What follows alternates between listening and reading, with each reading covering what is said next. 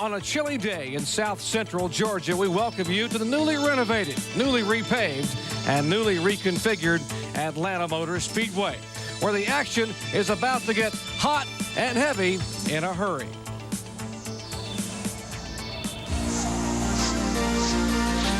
ESPN, the worldwide leader in motorsports coverage, presents Speed World. Today, it's the ARCA Bondo Mar-Hyde Supercar Series season finale. The Reese's 400 coming to you at Atlanta Motor Speedway in Hampton, Georgia.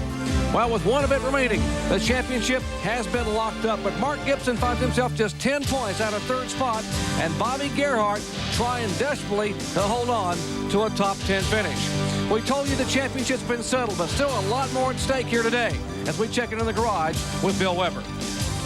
Well, few drivers have been able to tame a track the way Tim Steele has tamed the Atlanta Motor Speedway. And few drivers have been able to dominate a series the way Tim Steele has dominated ARCA. With his smile and his style, no one ever has been able to match his strength or his speed. He's won races and championships. He won 12 races this year. And at Talladega, he sewed up another championship, clinching it in Illinois.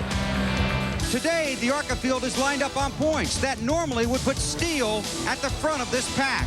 But they say nothing can stop the man of steel. They're wrong, because the concrete wall here at the Atlanta Motor Speedway did when he was testing a Winston Cup car for Budmore Engineering. Steele crashed, he injured his ankle, and he suffered injuries to his ribs. Today, he's a spectator, and he'll watch this race, and it will be Frank Kimmel who will lead this series to the green flag. Second in points, but number one on the grid. It's a fast field, lined up on points, putting super speedway guys at the very front of the field, and putting some small, short track guys in the middle. And then there are some surprises further back in the pack. And for more on that, here's John Kernan. Phil, 2 years ago, Andy Hillenburg won the ARCA Bondo Mar-Hyde Series Championship. He started out this year with a bang by winning the race at the Daytona International Speedway. However, Andy has just raced part-time on the ARCA circuit this year, so he starts back in the 17th position today. You know he's got a good car, so we're going to watch Andy Hillenburg try and charge his way to the front. A lot of guys in the Winston Cup garage are going to be keeping a close eye on this race. For the reason why, here's Kyle Petty. We're here at a brand new racetrack. Everybody watches what goes on at a brand new racetrack, but to compound that problem, there was no practice of any kind for these ARCA guys on Thursday, nothing but a little bit on Friday, and nothing but qualifying and practice for Winston Cup cars today. So everybody here, no matter how much we've been here, how much experience you have at Atlanta, throw it out the window. This is a brand new place. The Winston Cup guys, most of the time, they sit in there, cushy job, they don't pay any attention to the companion races, the Busch race or the ARCA race. Today, they're going to be on their buses. They're going to be on the trucks. They're going to be out here on pit road. They're going to be watching everything that goes on. They want to see tire wear. They want to see how people pass. They want to see everything. Winston Cup drivers are going to go to school on the ARCA drivers today. And it's cold out here. And let me tell you, Winston Cup drivers don't like coming out in the cold. They like being up in the booth where our guys are, where it's nice and warm and toasty. Thank you very much, Kyle. I'm with Benny Parsons and Ray Dunlap. I'm Jerry Punch. Glad to have you with us. You know, Benny, we're talking about how nervous the Winston Cup guys are watching this race. How about the ARCA guys that are strapped in these cars? They got to have a lot of questions. It's a big mystery with this racetrack. Folks, you've seen our cameras going around the racetrack while we were talking, and you said, wait a minute, that's not Atlanta Motor Speedway. It is Atlanta Motor Speedway, a brand new Atlanta Motor Speedway, newly reconfigured, a little bit more than a mile-and-a-half speedway, and speeds up around 190 mile-per-hour average. These ARCA guys, you talk about inexperience, they've run some big tracks this year. Charlotte, they've been to Atlanta, they've been to Talladega, but they're really not ready for this racetrack. I'm not sure the Winston Cup guys are ready for this joint. And Ray Dunlap, they've been coming here for 14 years to finish off the ARCA season. A lot at stake here today. Oh, there really is, Jerry. You know, over the years, there have been some great names go to victory lane here. People like Ernie Irvin, Michael Waltrip, Davey Allison. Big names in Winston Cup got their start over here at Atlanta in the ARCA race. But for 3 of the last 4 races here at Atlanta, it's been all Tim Steele. He's back home in Coopersville, Michigan watching. So today, there are 15 or 16 drivers that think they got a good shot at winning. Well, our primetime ARCA coverage coming up next, but we got a huge day for you tomorrow, starting at 11 a.m. Eastern Time, RPM today, followed by a 1-hour special NASCAR Today, as we set the stage for our live flag-to-flag coverage at 12:40 Eastern Time, the NASCAR Winston Cup season finale, the Napa 500. We'll wrap it up with NASCAR Today post-race, and then RPM tonight at 9 o'clock Eastern Time. We'll take a look at our starting lineup and wave the green flag from a chilly Atlanta in a moment. Today's Speed World coverage of the ARCA Bondo Mar-Hyde Supercar Series season finale, the Reese's 400 from Atlanta Motor Speedway. He is being brought to you by Suzuki. Your Suzuki motorcycle and ATV dealer has the ride you've been waiting for and the financing to get it. By Quaker State, the quality your car deserves. And by the more than 1,750 AutoZone stores across America. AutoZone, the best parts in auto parts. Our Suzuki starting lineup, 40 cars will start today. 50 came here to attempt to qualify. Up front, by virtue of points, Frank Kimmel and Mark Thompson in row one, both winners here in 1997. Mark Gibson got his first ever win this year back in September. Beside him, Bob Strait looking for win number one on the season.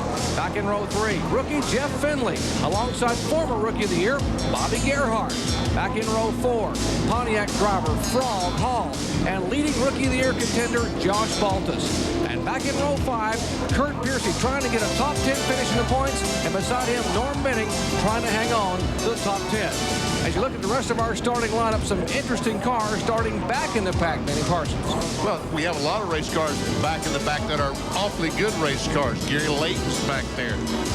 Also, Kurt Shelmerdine is back there. Kenny Martin is back there. There we see Andy Hillenberg back in row 9. Ed Barrier, also a very fast race car. But we look at this new Atlanta Motor Speedway. Not only has it been reconfigured, it's also been repaved. And the pavement, everyone is raving about just what a tremendous grip these race cars get from this new pavement. And you wonder, maybe these guys could go to school on what's happening in Winston Cup practice and qualifying. No, not going to happen. The Winston Cup cars are on Goodyear radial tires, and all these guys are on the Hoosier radial. And that's one of the differences we see right there between the two cars. The Winston Cup drivers would love to see these guys race side by side for the entire distance, because we really, to ensure a great race tomorrow, competitive race, we need to get this outside groove worked out. Up where we see Mark Thompson, that black car on the outside, we need for race cars to race up there before the day is over. And guys, the tires are going to be a big question for these guys today, because with that limited amount of practice, they just don't know how long the tires are going to last on this new racetrack. Well, a fuel stop would be 65 laps. No one expects them to go even close to that as the green waves at Atlanta Motor Speedway.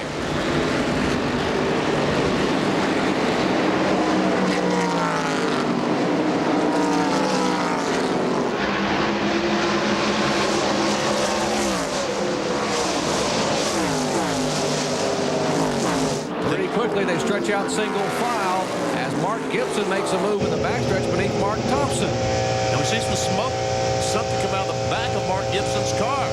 We're right along with Mark Thompson.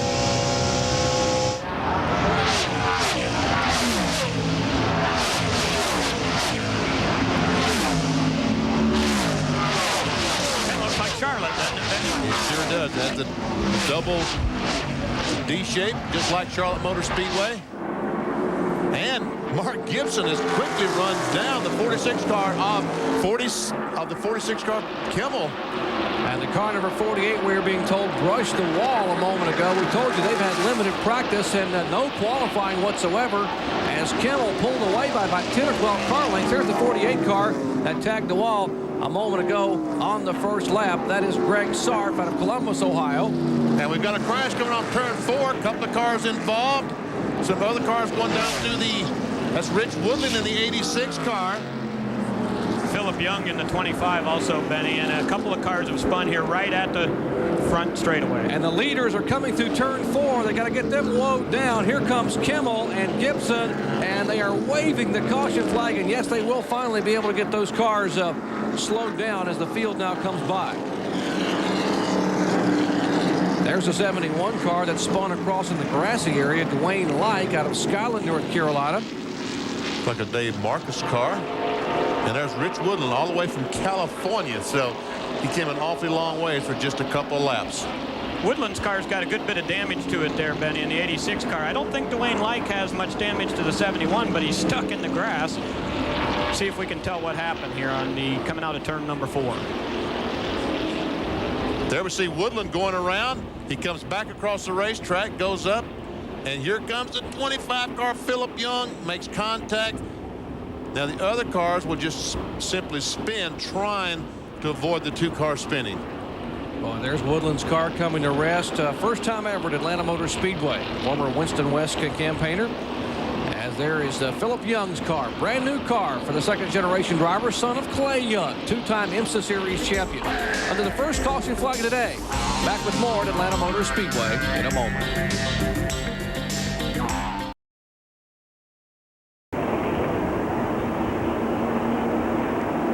Chuck Weber. Yeah, he just didn't get slowed down enough. He was going to run right into the back of the...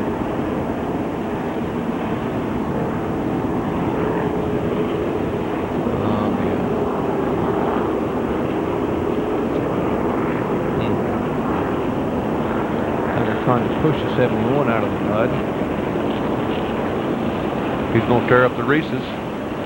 That's not good to tear up the sponsors.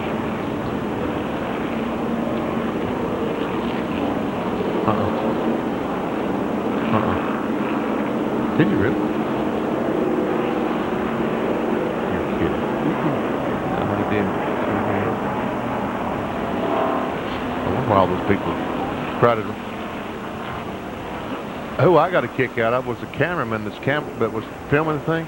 The car literally went right by him, that little Reese's car, just a couple of feet away from him as he crossed the start-finish line. The guy. Oh, no, he stopped. Yeah. He stopped down there in the hairpin. Bill Elliott. Bill Elliott, yeah. Frog Halls. The guy had to stop down there and eat 3 Reese cups before he could finish, and so he didn't win it.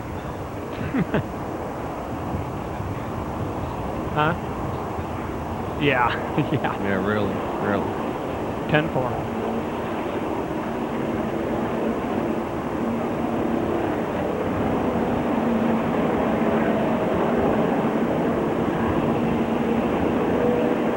So it is not leak, it's like Leak. leak. Like you might see that car over here a lot next year because I don't think it's going to make many cup finishes. I don't know. I got faith. I hope.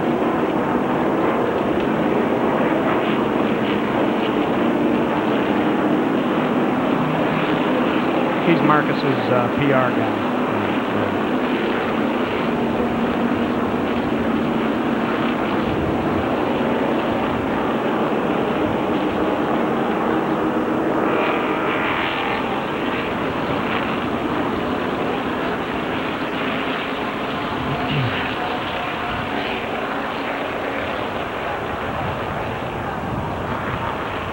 Okay, 174.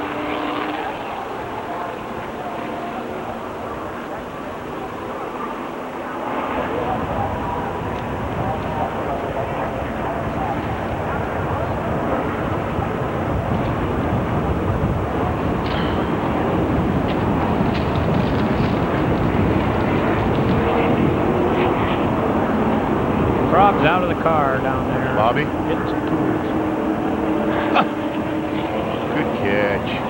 Hands, that's him. Hands of steel. Hands of stone.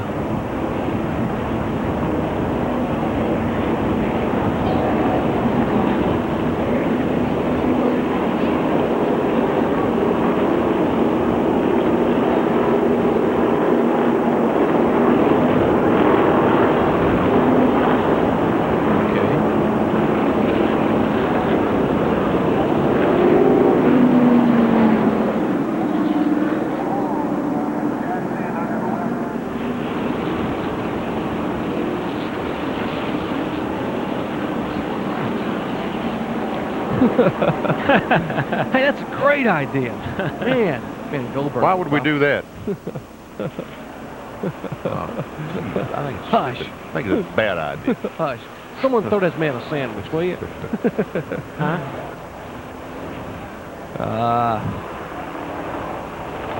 Norm Benning may... Where's all that stuff that was laying on that was on mine that was laying on that corner? Over here. Need it? No, I just want to be sure and put it in my briefcase tonight. That's my schedule for next year. Gary Layton has gone from 28th to 16th in 1 lap. So. Yeah, that's... Huh? Norm Benning is out. 25th. Right.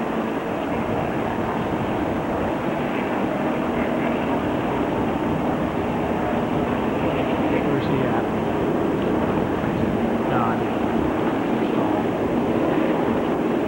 Yep. Yeah. Well.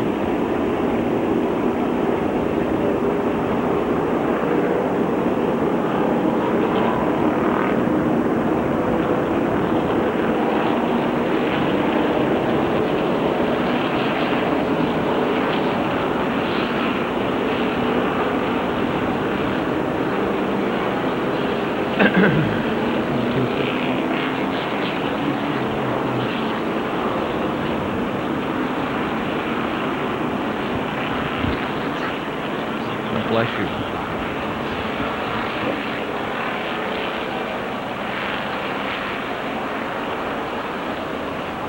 All right.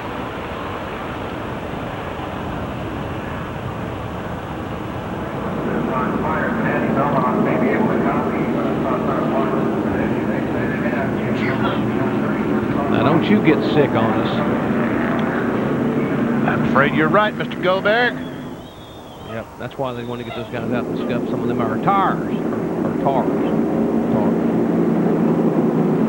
Anybody called to check on Ned, see how he's doing?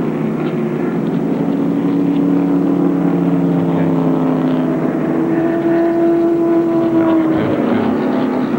Good. Just to make your day even better, Benny's sneezing and coughing. Could have, Bible said, welcome to Atlanta. I'm here with Bill Sloboda. And Lynn Jeffers.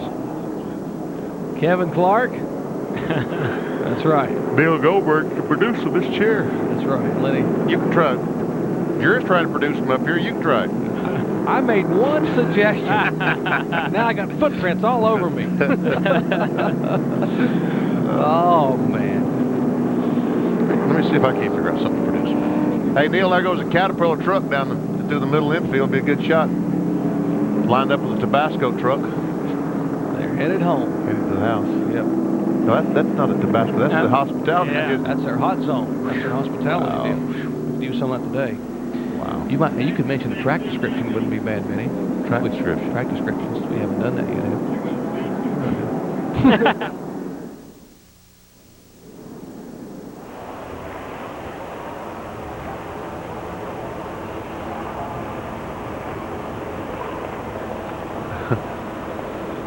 Never mind. Oh, they're mean, aren't they? Oh, there you go. Look at there. There you have it. Ordinarily, you don't see caterpillars this time of year. Long winter. Yep. Going to be a long winter. 7,000 a second. Yep. Gary Late's picked up how many, Ray? 12. 74 went 28 to 16. Leighton and the Maid. Serious move.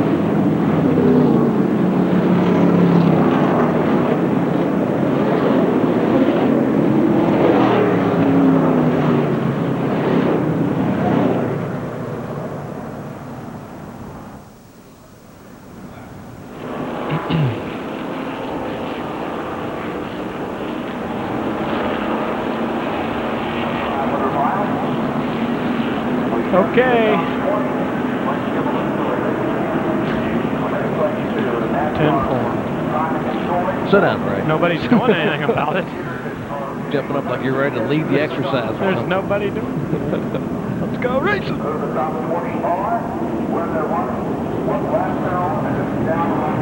Yeah. That's actually an awesome crowd for this new grandstands. I'd say given the weather today, it's a very good crowd. Yes. Oh my goodness. Oh my goodness gracious alive. Oh my goodness gracious. Good rookie race, Bill. Where is that turn? Yeah. That is a tall camera. Who is that? Is that Ralphie? Scott. Boy, Scott, you got a lot of courage. Scott, you are the man. How in the world can you do that?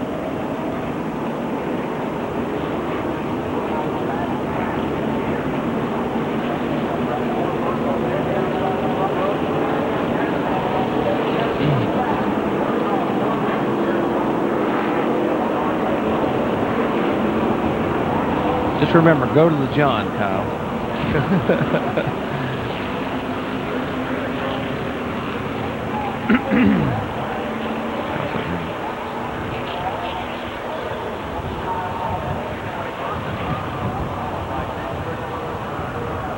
Okay, all right, we'll take time. About 2 minutes.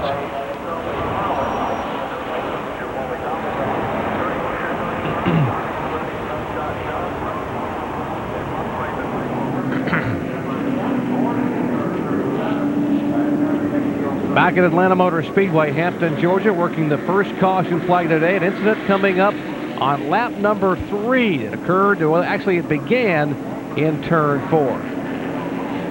Here's exactly what happened as the cars came off turn 4. The yellow car on the outside, Rich Woodland, we see him going sideways. He spins. Up the racetrack he goes, and Philip Young comes along with nowhere to go except directly into Woodland's car. Now, a couple other cars will spin to avoid these cars.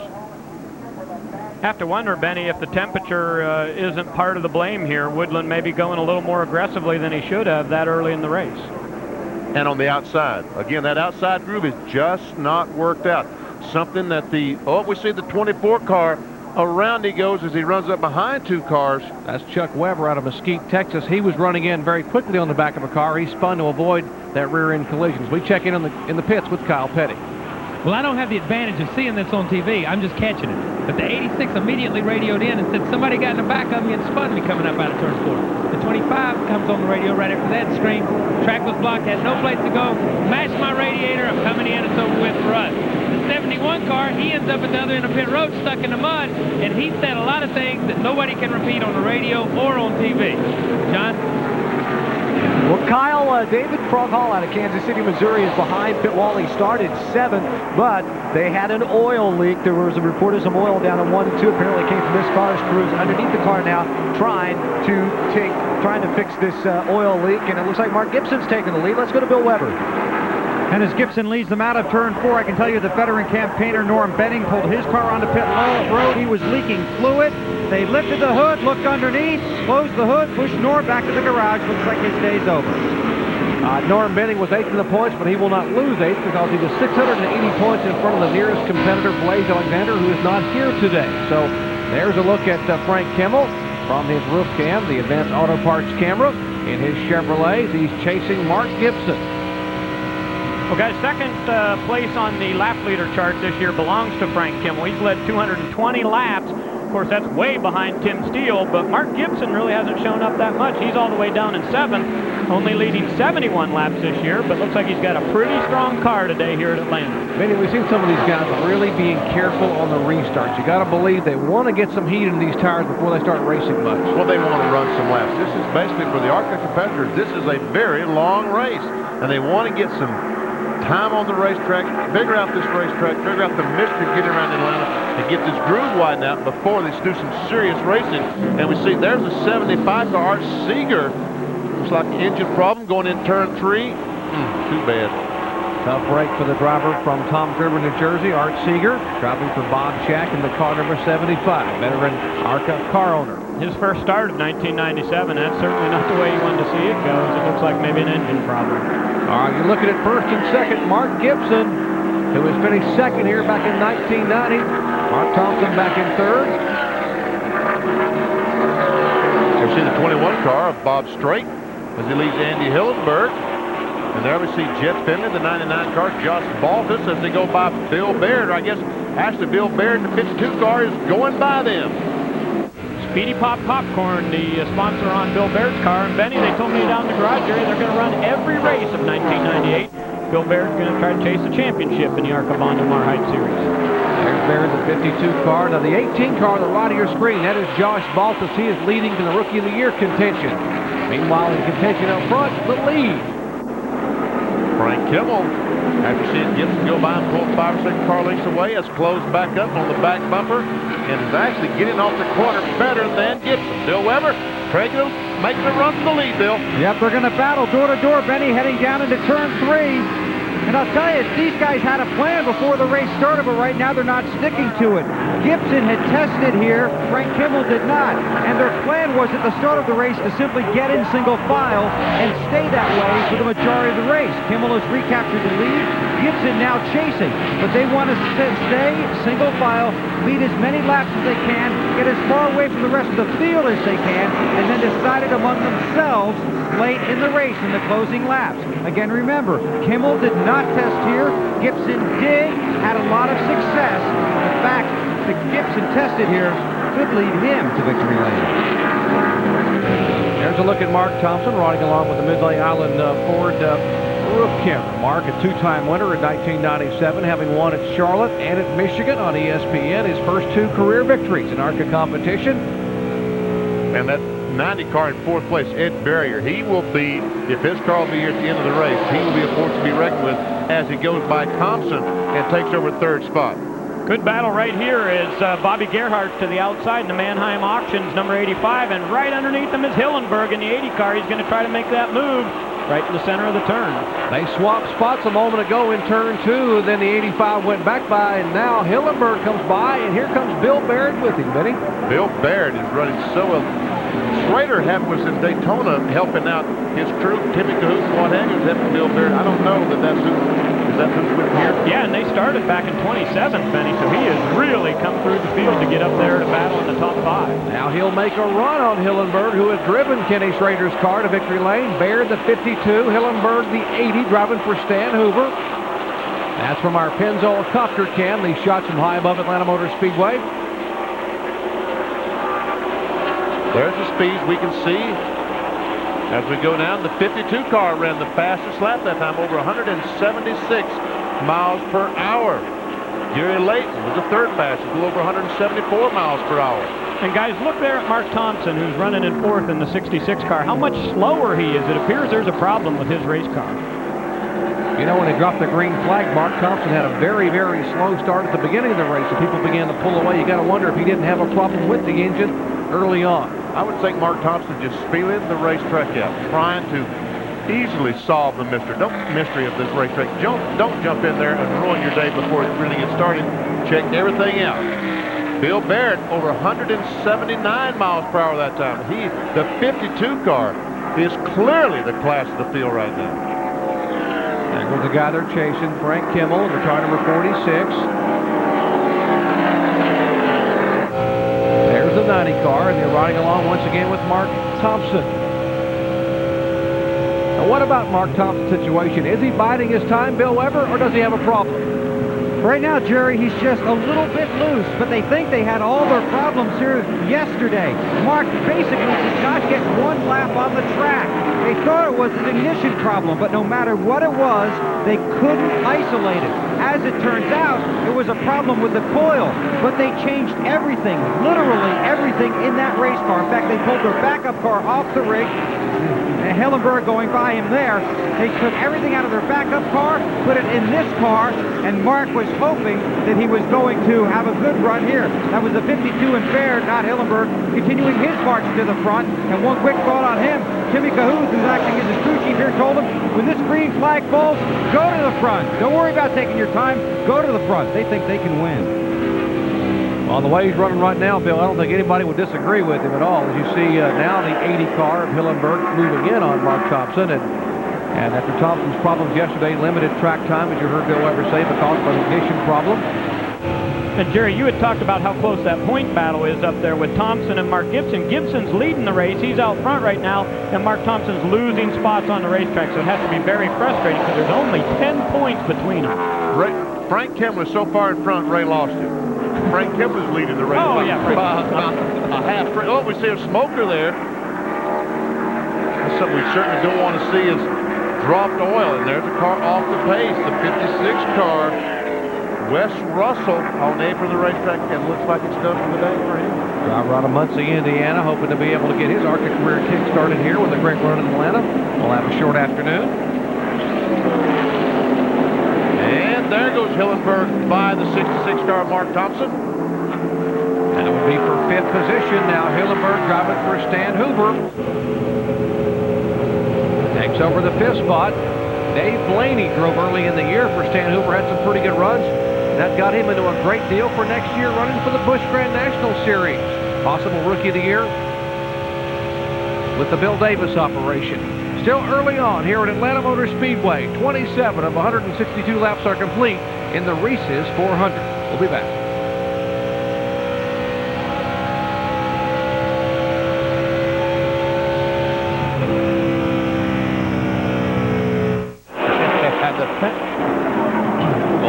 Boy, he hit 3. Oh, they're still wrecking. Oh! Danny Pardis.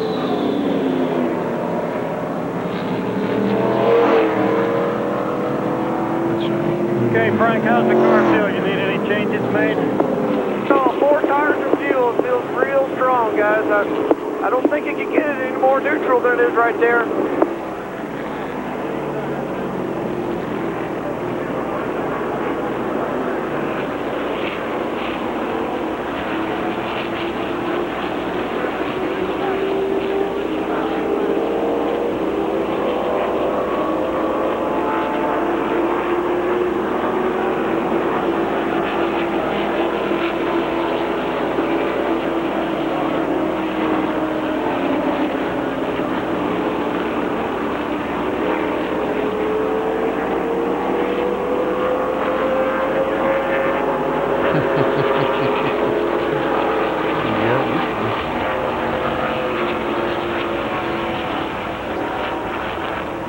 All right.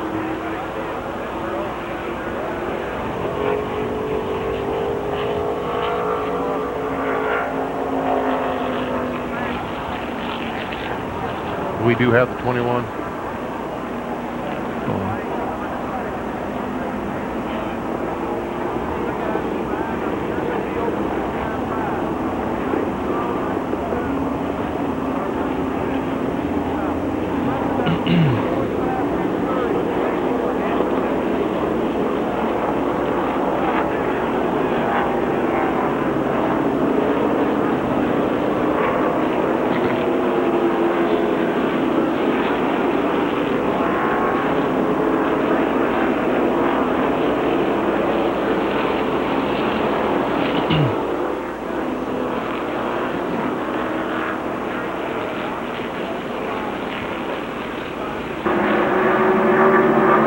Back at Atlanta Motor Speedway, early on, Frank Kimmel trying to pull away from the field, the Advance Auto Parts Chevrolet. And doing a pretty doggone good job of it, Jerry. Mark Gibson currently in 2nd spot. But Kimmel started on the pole and has been the absolute class of the field. He has 5 career wins, but he's never won on a super speedway. They've all come on short tracks over the past 3 years here in ARCA competition. That car's been pretty strong here at Atlanta. Bob Hill used to drive the 46 car before Frank Kimmel got into it, and they've had some great runs here. Trying to move up a groove, trying to get the outside groove worked in here at Atlanta Motor Speedway. Speeds over 172, 173 miles an hour.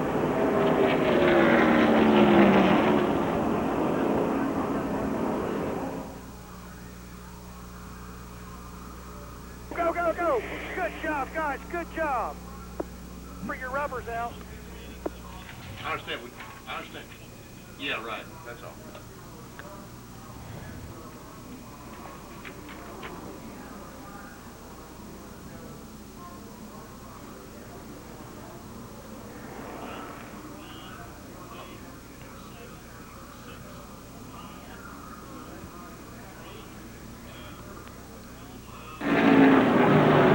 Back at Atlanta Motor Speedway, Hampton, Georgia, the ARCA Series season finale. Reese's 400 and Frank Kimmel in the Advanced Auto Parts Chevrolet trying to pull away. And doing a pretty doggone good job of it. Started on the pole and now has about a 5-6 second lead on 2nd place car Mark Gibson. Frank Kimmel has 5 career ARCA Series victories, but he has never won on a super speedway. His wins have come at Toledo, Winchester, Pensacola, and this year on the dirt at West Virginia. Trouble Wow, hard contact. That's Bob Strait in Jack Bowser's car. Slams in the wall going in turn 1. I also think Danny Partis was involved in the 42 car. That'll bring out the second caution flag today. Heavy damage. Boy, it looked like he didn't hit that hard, but at these speeds, he must hit a ton. Let's see if we can see what happened. Don't know what happened. He goes up, hits it with the rear of the car. Also in the front, we see Partis starting to spin down on the apron of the racetrack as the cars go by on the apron.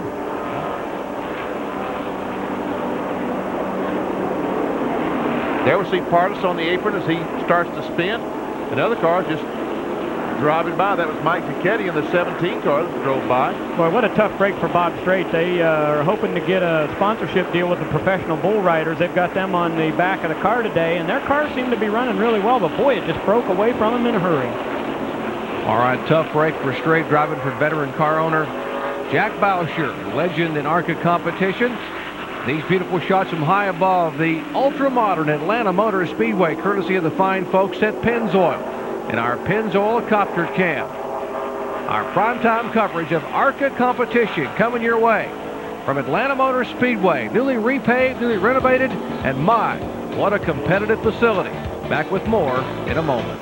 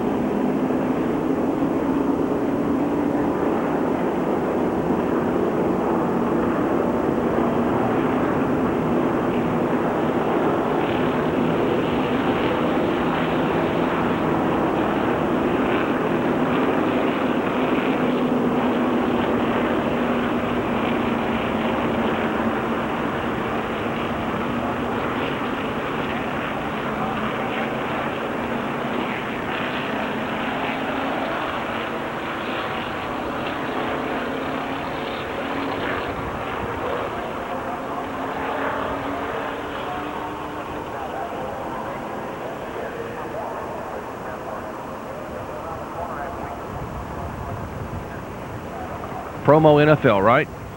Okay. Nope.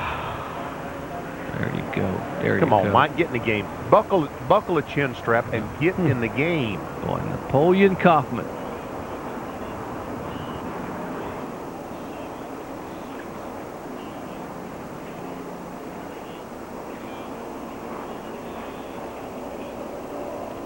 Back at Atlanta Motor Speedway, ESPN presents Sunday Night NFL at 8 p.m. tomorrow when the Oakland Raiders take on the San Diego Chargers. Mike Patrick, Joe Theismann, and Jaws will all be out in San Diego. It's Sunday Night NFL 8 p.m. Eastern Time on ESPN. While they're away, they had some pit stops. Let's check in the pits with Bill Weber first. Well, first of all, for our leader, Frank Kimmel, virtually no adjustments. He did get 4 fresh tires. They're checking the tire wear, and then they're going to report back to Frank, but that's good for his car. For Bill Baird, who's been the rocket coming up through the field, I talked to Timmy Cahuth. He said they put on 4 tires, and that's it. I said, did you make any adjustments? He goes, yeah, but nothing I can tell you about. So we'll have to wait and see how those play out. Mark Thompson was on pit road for a long time. His crew has told me his car is pushing coming out of turns 2 and turn 4. So they put in rubbers in both the right rear and the left rear. Green coming back out. Here's Kyle Petty. The 90 car of Ed Barrier made an improvement from 3rd up to 2nd. Had a great pit stop. 4 tires, no chance adjustments. Tire wear looked good. Everything looked good. Obviously, he's picking them up on the racetrack and on pit road. John? Andy Hillenberg had started 17th, worked his way all the way up to 5th. He came in, took on 4 tires. They raised the spoiler, the rear spoiler, just a little bit. And the scary thing for these other drivers out there, Andy told the crew, the car is good, and I have more left. And that's a good point. Now is not the time to be showing all that you have. And here's the pack of cars. Bill Baird, the car on the outside, the black and orange car, has been the fastest car so far, trying to work his way through. That's Jimmy Kitchens, the 47 car. He's trying to follow. And Benny, just ahead of them, you see the 64 of Rick Harrell. Harrell stayed out on the racetrack and did not pit. So on the restart, he was right ahead of Frank Kimmel, but it didn't take long. Kimmel put the pedal to the floor, and he's back out in the lead. Boy, the Winston Cup drivers are loving to see these guys running on the outside groove, getting some rubber down to the outside. Well, that is a great omen for tomorrow's Napa 500. Back up front, Frank Kimmel. There is Kimmel in the car number 46, but right on his back bumper all the way from 20th starting spot is Ed Barrier in the car number 90. And the car behind is the Mark Gibson car. We're riding right now with Mark Gibson in the Bondo Mar-Hyde onboard camera, and a battle for the lead. And Ed Barrier will go to the front. And the 46 car of Kimmel will also lose second spot to Gibson. Sorry about that, Benny. I was going to say Ed Barrier made it look easy in this dog leg when he made the pass on the inside. Well, guys, it's really been a great year for Ed Barrier all the way you look at it. I mean, he finished 2nd at Charlotte and at Pocono. He had a great run at Gateway at St. Louis. He finished 5th there and a 4th place at Charlotte. So he knows how to go top 5 runs on the super speedways, but he hasn't quite seen that checkered flag in the number 1 position yet. Told me yesterday he's planning to run all the Busch races in 1998 in the Lear car number 77. As Baird now makes a move underneath Hillenberg. Gets by Hillenberg, goes into 4th spot. On the speed to the line that time by 178 miles an hour. We saw Bill Baird, he ran over 100. Bill Baird ran over 176. We saw him earlier run over 179 miles per hour. Once he's clear of traffic as he is now, I think he will once again start gaining on the leader. Here comes Gary Layton, the 74 car.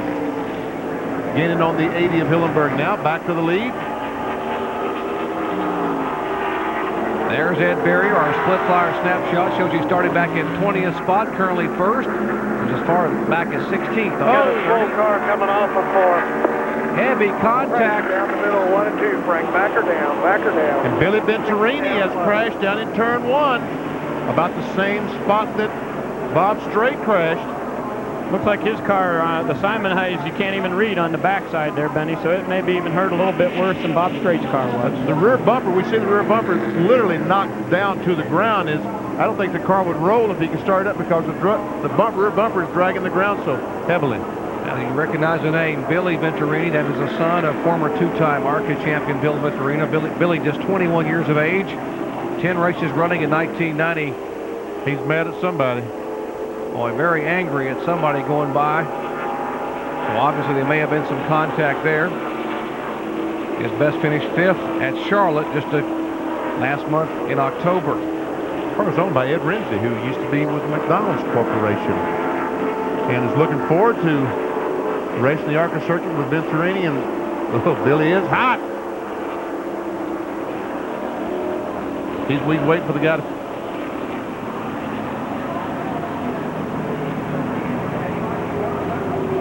There we see Mark Thompson. He goes right through on top of the crash. Luckily, this was a one-car crash. I'm surprised as fast as these cars are running that we aren't having more multi-car crashes. Good news, just single-car crashes. Good grip on the racetrack. There is Billy Venturini's car, and 3 cars go beneath him. Watch the evasive movers. He comes all the way down across the racetrack, some 60 feet. That's how wide the track is in the turns, 55 feet down there. Well, guys, it was a 17 car of Mike Cicchetti that was right behind Billy Venturini as Billy goes into the wall, and you see Mike there coming through the picture frame. And you're right, Benny, right down across the racetrack. Man, that was so close. These ARCA drivers are getting better because in years past, that would have been a 4 or 5 car crash. All right, now we're talking about people watching this race because of what could happen tomorrow. Kyle, there's some interested onlookers down there, right? Look, I told you there was going to be some interesting guys watching this race. We got a guy that's right in the thick of the Winston Cup points deal. He's not in the truck. He's not relaxing. He's not laying on his bed out there in the coach watching you guys on TV. He's up on top of the truck seeing what's happening. What do you see so far out there? I see the fast groove on the bottom. It's a 2-groove racetrack. The bottom where they're running fast, and the outside groove, what you run in while the fast guys pass you. That's about what I see here. I was surprised in practice. I thought that it was going to be more comfortable working on race setup than qualifying, and actually I was very uncomfortable. We had one of the quickest cars in practice, but you know, there's a lot of room to work yet. We've got to get our car where we can hold our foot down. Well, that's Mark's perspective on it. Now he's running for the championship. Bobby, come here, come here, come here. Here's Bobby. Now Bobby's freezing. Hold on, we're on separate trucks here, so we're going to get a good view of this. Okay, I'm going to lean. I would only do this for ESPN. I want you to know that. Lean between trucks here. Okay, what are you seeing out there right now? I just got up here, but I was kind of watching to see where guys are passing each other because I really don't want to get off the bottom myself, but it looks like some of them are going the outside a little bit and going okay, but just trying to watch the racetrack, see what it's going to come to, because it's all new again, you know. It's not the same Atlanta, so just trying to watch it and see what I can learn a little bit for tomorrow. That's 2 totally different perspectives from 2 really great race car drivers. We're going to find some more people down here that are standing outside in the cold before the day's over with, guys. Well, I was impressed with the acrobatic move of Kyle Petty leaning between 2 semis about 15 feet in the air to talk to a couple different drivers. Great job, Kyle. Now they're talking about tomorrow, who can pass where. I think they both agree that the low line on the inside is the quick way around. We'll show you what's going to happen tomorrow. We'll all start at 11 a.m. Eastern Time, RPM today. Then our 1-hour special, NASCAR Today, 11:30 a.m. Eastern Time, where we'll set the stage for our live flag-to-flag coverage of the 38th running of the NASCAR Winston Cup season finale, Napa 500. Then post-race, NASCAR Today, the results, who finished where, what, and why, and then RPM tonight at 9 o'clock Eastern Time to wrap up our day in motorsports. Back with more in a moment.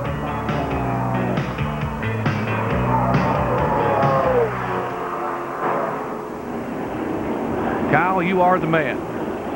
Great job. There's no way they're going to get happy hour if they let this race go to fruition. Venturini? The 17, but he didn't. I don't think he hit him. If the 17 hit him, he had to hit him from 100 yards away. Yeah, he was way back here. 17 was who was behind him, though. That's what I'm. Thing. You don't ever see a pit announcer with that expensive of a jacket on. I guarantee you that. You can tell he's a driver. Doesn't work full time. Right.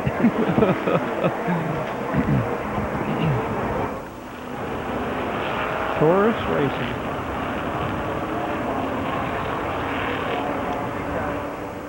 What a place, huh? What a place.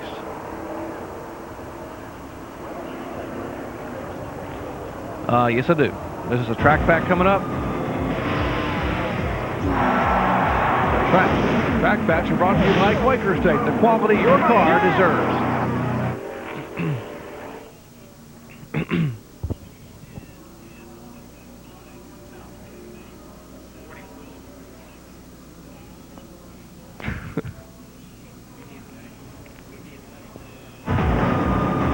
Track packs are brought to you by Quaker Estate, the quality your car deserves. These are the Hoosier radial tires that Frank Kimmel's team have brought to pit road here for this race at the Atlanta Motor Speedway. They brought 8 sets of tires. That's a lot of tires, especially for an ARCA race. But they're concerned about tire wear. Originally, the window for a tire was about 20 laps. I just talked to the crew. They said now it might be up to 35 or 38 laps. But you can see every tire back here is a sticker tire. Now, Mark Gibson, who's having a good run, is a threat to win here. He scuffed his tires yesterday. He thought that would help him. Kimmel said he wasn't sure it would. So you've got two schools of thought here. Kimmel going with sticker tires throughout the day, and Gibson, who has some stickers, but also some scuff sets that he has put on so far and has those ready if he needs them later. So Benny Parsons, who's going to have the advantage, stickers or scuffs, and win? I would think at the end of the race the stickers will probably have an advantage, but you're talking about tire wear. That's something else that the NASCAR Winston Cup teams are very, very concerned about, is tire wear. You know, when they tested here back in September, as we restart here on lap 47, the most they could go was 29 laps, and the same way with the Goodyears and the Hoosiers, down there got to about 30 to 35 laps. The best estimate I've heard from Winston Cup crew chiefs for tomorrow is possibly 40 laps. And one car erupting an engine, and that, of course, is Bill Baird. Wow. Like possibly an engine has come apart as smoke flew from beneath that Chevrolet. What a tough break from a young man who's come from all the way from 27th starting spot to 5th. That was a tough break. He had a great run going, but it's gone away. All for naught. The caution flag is out because the ARC officials will go back and check out there. Make sure there's no oil on the racetrack. And Benny, it was a really good break for Gary Layton, who had started right behind Bill Baird. He has worked his way all the way from 28th up to the top 10. He was running 5th or 6th on the restart. And when the smoke started coming out of Baird's car, as you see right there, Layton backed off. Never see Layton that Ray was talking about, the white car. He said, please don't put oil, don't spin in front of me. And all that happened. All the good things happened. Boy, there's some frustration there. Certainly, what a bad place. I mean, it couldn't happen in a worse place. Just right in the middle of turn 2, coming off that turn. What do you expect the turn speeds are here, Benny? If they're running 178, 179 average. I would guess they're probably running around 170 miles per hour through the middle of the turn. Wow. That's really, really fast for this racetrack. Wow. Talk about a racetrack. Take a look at this beautiful facility here at Atlanta Motor Speedway. What a job Ed Clark, Bruton Smith, and all the staff have done here. This beautiful shot's courtesy of the Pennzoil Helicopter Cam, the fine folks high above the Atlanta Motor Speedway. We are 30 miles east of downtown Atlanta, hot Atlanta, and boy, what a job they've done with flip-flopping this racetrack. Folks, all this stuff is new. That's all the garage areas. That's the ARCA garage. The Winston Cup garage area. This is all the old front stretch. This used to be where we did our booth, our show from. That's all the suites at. Check all these grandstands, suites. What a marvelous facility this is.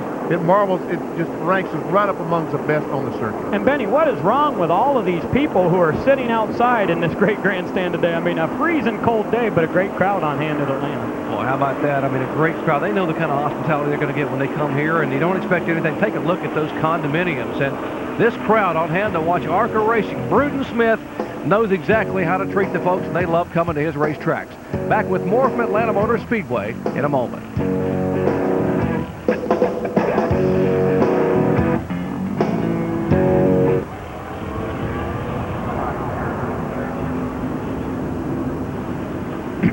How many laps is this race? Well, you don't want to know. 162. 162. Yeah. So we're 1/3 of the way, and we've been an hour. That's right. Yeah. Turn the lights on, Mikey. Could be a happy 30 minutes. Yeah, that's about it. When this checker flag waves, trust me, they'll pop the champagne and this baby will be over. Because they don't have a champion, the crown, or anything else. And those cars will be on the racetrack. And if that happens,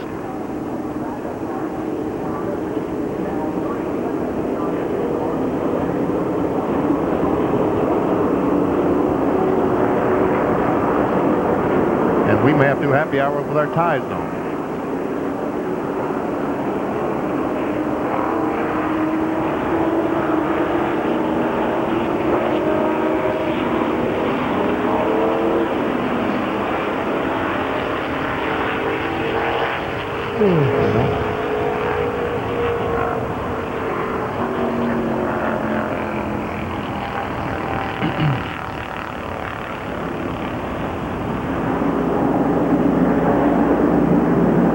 back at Atlanta Motor Speedway, completing the 4th caution flag today. An incident in turns 1 and 2 involving second-generation driver Billy Green flag. Green flag waves. Restart here on lap 51. That caution out for 3 laps.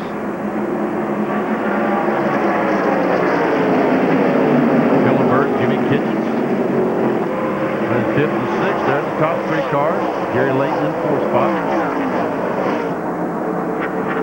And Frank Kimmel making a move on Mark Gibson. Not able to get by. Ed Barrier, the 90 car, is leading the race. Gibson in 2nd. This car, the Advanced Auto Parts Chevrolet, Frank Kimmel in 3rd.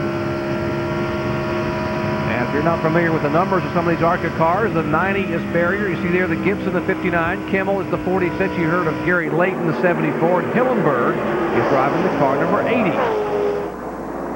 Help you identify some of the cars that you may not be that familiar with. Battle for the lead. Gibson goes by. Outside. Goes by. Fair high. Made it look pretty easy, didn't he, Benny? They look real easy, as a matter of fact.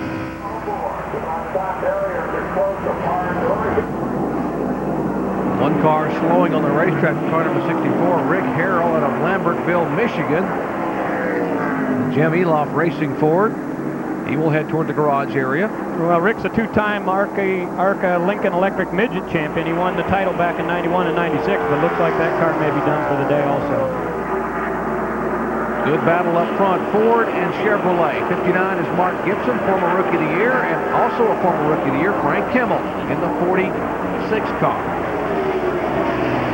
You know, guys, I talked to Mark Gibson just after the drivers' meeting, and he won the race at Gateway at St. Louis this year. And that was his first career win. He has been so close so many times, and he said, you know what? He said, that was a really great victory, but today's will be even better. There's Gary Layton. All right, what happens to the 64 car Harrell? Why don't we check in at his pits with John Kernan? Jerry, what I'm being told is that the smoke inside the car, he said it smelled like an electrical fire, so apparently an electrical problem for Rick Harrell, so he has pulled it in. And there's Andy Hillenberg in the car number 80. That's the red, white, and blue numeral car number 80. That's 80, 66, and 33, 5th, 6th, and 7th. And there goes Hillenberg back another spot as Thompson goes by. Here comes Harris Devane. Georgia Peanuts, the sponsorship on Harris Devane's car. And, of course, he was 3rd in the points back in 1996 in the ARCA Bondo Mar-Hyde Series. But in 1997, a very limited schedule. All right, what's going on with Andy Hillenberg? His car slipping back a little bit, John Kernan. Well, you remember around lap 30, Hillenberg came in, took on 4 tires. They bumped up the rear spoiler. They also made an air pressure adjustment with the tires. The car was a little bit loose. It continues to be loose off the corners. And so Andy has told his crew, hey, I'm not going to take any chances. I'm not going to do anything stupid. I'm just going to ride it out. We'll fix it on the next pit stop. Let's go to Kyle Petty. Well, I'm standing here with Bill Barrett. I got 2 questions for you. One, you started back in the pack a little ways because you didn't have qualifying and stuff, but you'd worked your way into a good, solid top 5 run, man. You were knocking them down. What happened out there? Well, you know, Kyle, we just, yesterday in practice, we was like a mile and a half faster than everybody else, and we really feel good about this race, and don't know, something just let go in the motor, you know, and hey, we're going to run the whole ARCA season next year, and everybody knows we're here now, and I just want to say thanks to everybody back home, my mom and dad, K-Tech, you put a heck of a motor in here. Whenever we find out what happened, they better watch out until we come back. Well, that's my ESPN question. My race car driver question is, what's the racetrack like to pass on and stuff? What's it like? None of us have been out there, and we hadn't talked to anybody from out there. My car was a little bit tighter than it was yesterday, and we just made a change on it this first pit stop, and got caught up in a little bit of lap traffic on the first lap after the caution, and we were starting to, you know, go forward in it, and that's racing. The car's in one piece.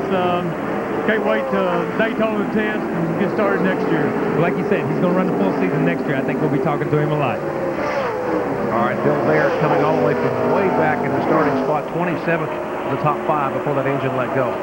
And, Jerry, everybody says, well, what do these guys do in the off-season? You know, there's such a long time to Daytona. Well, they go to Daytona to test December 20th, 21st, and 22nd. So just before Christmas, they'll be back at it, getting ready for 1998. They're taking a look at Mark Thompson in the Phoenix Midway Island for Thunderbird. We'll see Kenny Martin in the 50 car is closed up on the back bumper of Andy Hillenburg.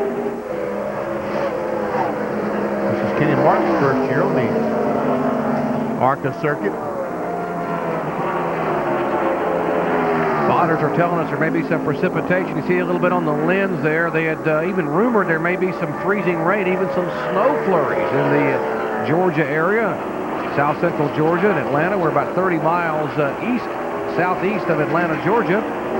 They were calling for snow even over in Louisiana, over in the Shreveport area. So unseasonably cool weather, and we have just seen a few droplets, and that's about all. Fortunately, hopefully that'll just stay away as we have 102 laps to go.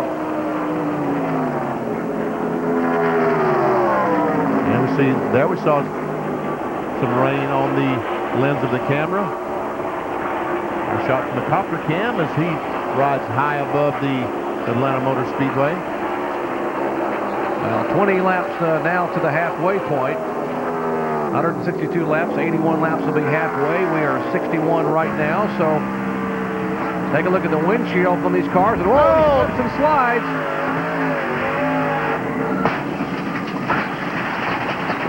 Boy, I thought he was going to keep it off the wall, guys. That was Mark Gibson in the Bondo Mar-Hyde onboard camera. Looked like he got just a little bit high up in the corner. And you could hear the car just chattering as it rolled down across the racetrack. We were just cutting inside to show you some droplets on the windshield. He goes in the corners, and the back of the car just comes right out from underneath him. Boy, what a tough break for Mark Gibson. What that smoke is off the rear tire. Maybe that's the overflow from the radiator. I guess that is. Here we see Gibson goes in the corner. And looked like the car got loose getting in the corner. He goes up.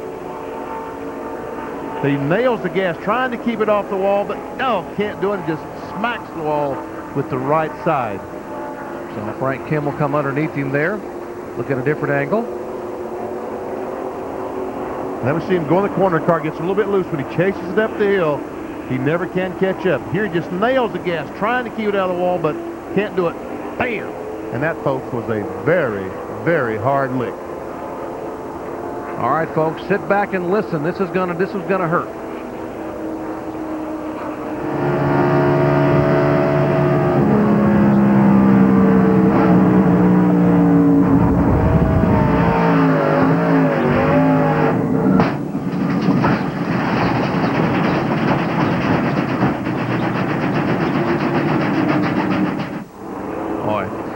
Hear the car grinding to a halt and the sheet metal all pushed in. Mark Gibson. He's very slowly getting out of that race car. You see him reach down and sort of hold right side of the ribs there. You got to believe that car slammed flushed with the right side, and now the safety crew is very gingerly helping him out of the car. Guys, in the ARCA Bondo Mar-Hyde series, they keep a separate set of points for the super speedways, and Mark Gibson has won that championship in 1997.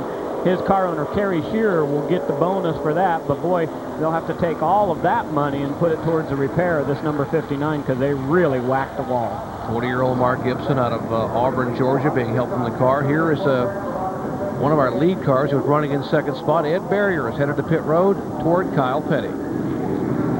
Yeah, these guys were getting ready, and all of a sudden they come back and they say, oh, the main thing is screaming, let's clean this windshield. There's water all over the windshield. Changing right side tires. They had a great pit stop last time. They come in running third or fourth, went out running second. This time they're going to lose some position because not many people pitted. This is a gamble. See what the weather does. Changing left side tires. Basic pit stop, putting on stickers, not scuff tires. That's about all that's going here, John. Down in Andy Hillenburg's pit, Stan Hoover with a big chassis adjustment in the left rear. They're going to change right side tires only. Remember, that car was just a little bit loose. Another chassis adjustment in that right rear as they try and get the car tightened up. Let's go to Thompson's pit, Phil Weber. Well, Mark Thompson is in. He's got his right side tires on. They've got left rear now fixed. They cleaned the grill. They made a wedge adjustment on the right side. They're going to make sure that tape's on there because some of these guys are complaining that their engine temperatures just aren't warm enough. So they made sure the tape was on, and Mark Thompson heads back out. I think, Bill, they actually put a few pieces of tape on the grill of Mark Thompson's car, trying to bring that water temperature up to normal. All right, working the 5th caution flag today, doing a horrendous lick by the car number 59, Mark Gibson, up in turn 4. Fortunately, he's been able to walk away. We'll try to talk to him when we come back.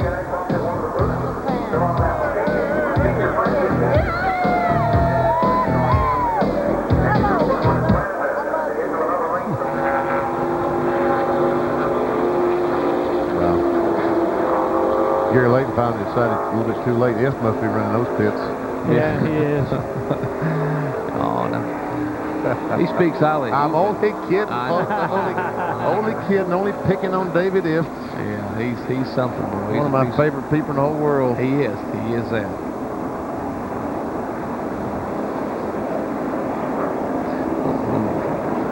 Let me just grab the card here a second. Yeah, okay. Tuesday, November 18th, it's Major League Baseball's expansion draft. The Arizona Diamondbacks and Tampa Bay Devil Rays will take an identity right in front of your eyes. The building process started 2.5 years ago. Both teams have foundations like Arizona prospect Travis Lee. But it's mass construction, November 18th on ESPN and ESPN2. Ouch, babe. Okay. Sounds good. Neil, that might be worth checking on, finding out why Layton pitted. I mean, they were running 4th, and he had stayed out the first time. 74. They're going to have terrible track position.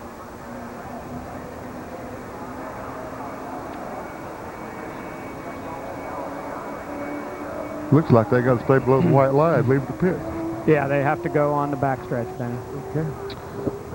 Are we coming back with this expansion draft?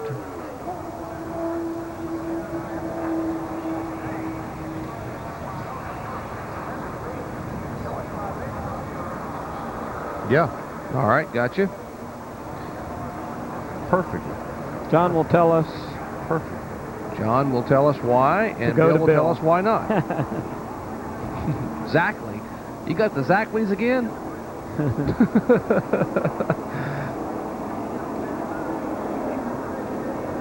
You know what the Zackleys are, don't you, Neil?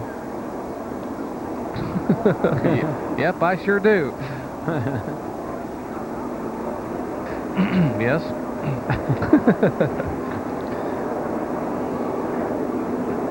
All right. Okay.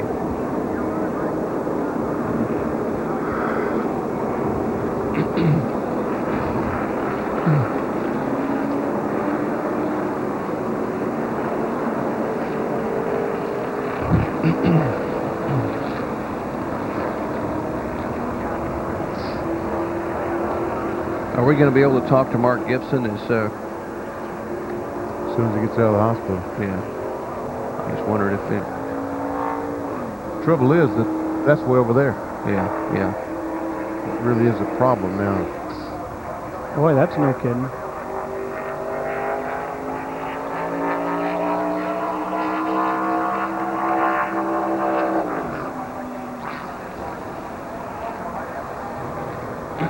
Yeah, well, that was sort of the implication from that replay.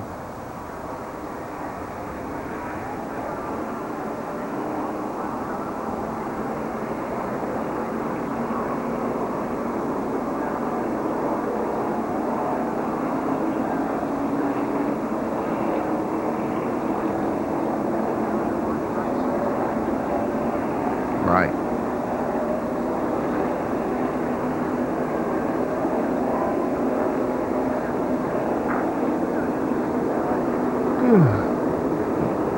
Don't care if I go take a nap, Neil.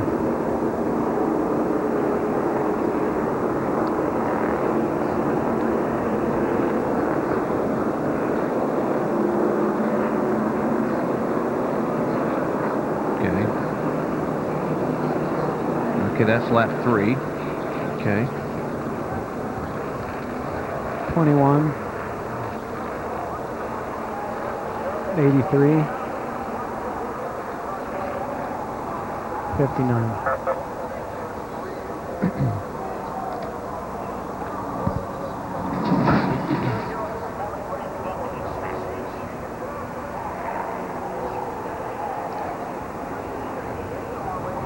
Right. You should come back. We are coming back with the Major League Baseball. Okay.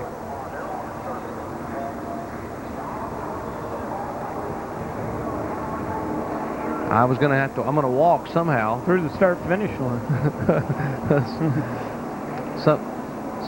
some kind of worm. Isn't that what Ned would say?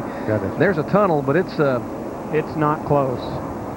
Yeah, it's not close at all. I walked through it today, and it's way down there. Actually, this tunnel's not so bad. You don't want to go through that tunnel. Yeah, you talking about that tunnel over there? Yeah, no, right here, right down here. 76 ball. Walk-through tunnel. Oh, there's a walk-through tunnel down there? Yeah. But I tried to walk from that tunnel back to the compound. It was ugly. No, you got to spend the night on the way back from that one. Yeah. You can put in for 2 per diems if you come from that tunnel.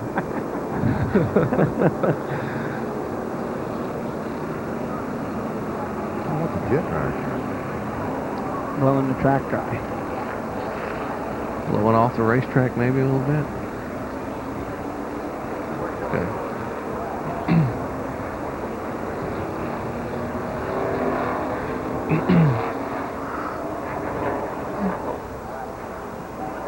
Right.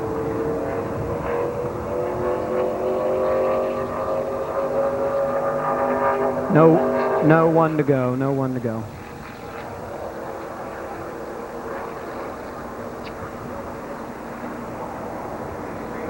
Mikey. No one to go. No one home. What was Reese for the second caution? Oil on the racetrack. Bill?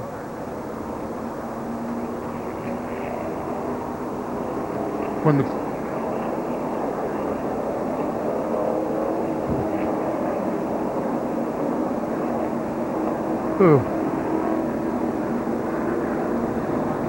second caution.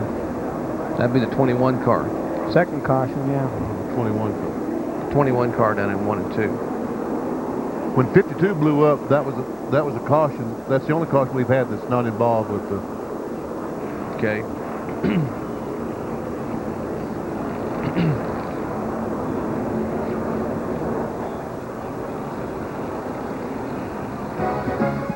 Tuesday, November 18th is Major League Baseball's expansion draft. The Arizona Diamondbacks, the Tampa Bay Devil Rays will take an identity right in front of your eyes. The building process started 2.5 years ago.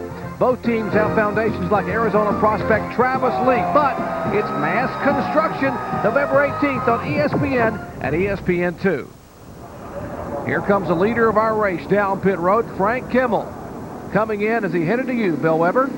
Well, Jerry, now most of the front runners had already pitted. Frank Kimmel's crew had decided they were going to stay out because they thought the rain was going to continue and that this race may not resume. They also had 18 to 20 green flag laps still left on their tires. Then the rain let up. They got 1 to go. They said, come on, we can get in, we can get 4 tires, we can get back out, and we can still win this thing. So now Kimmel comes in. They've got an extra man across the wall to clean the windshield. He'll get right side tires. The plan was to add half a strip of tape to the front to try and raise the water temperature. That'd be the same half strip of tape that they took out on their previous pit stop. So far, no move in that direction. Now they've got the left side tires on. Now the tape goes on the front grill. They slap on that tape. It's going to fall off. It's not on there very tight, but Kimmel does have his tires, his fuel, and he's back out on the track 70 laps into this race. Well, 4 tires by Jeff Lemons, Frank Kimmel's crew chief and crew. Fresh tires could be important. I almost don't want to lead this thing, the way things have been happening so quickly here at Atlanta Motor Speedway. We'll show you what brought out the latest caution at the expense of Mark Gibson. Mark Gibson running second in the race. On board, listen.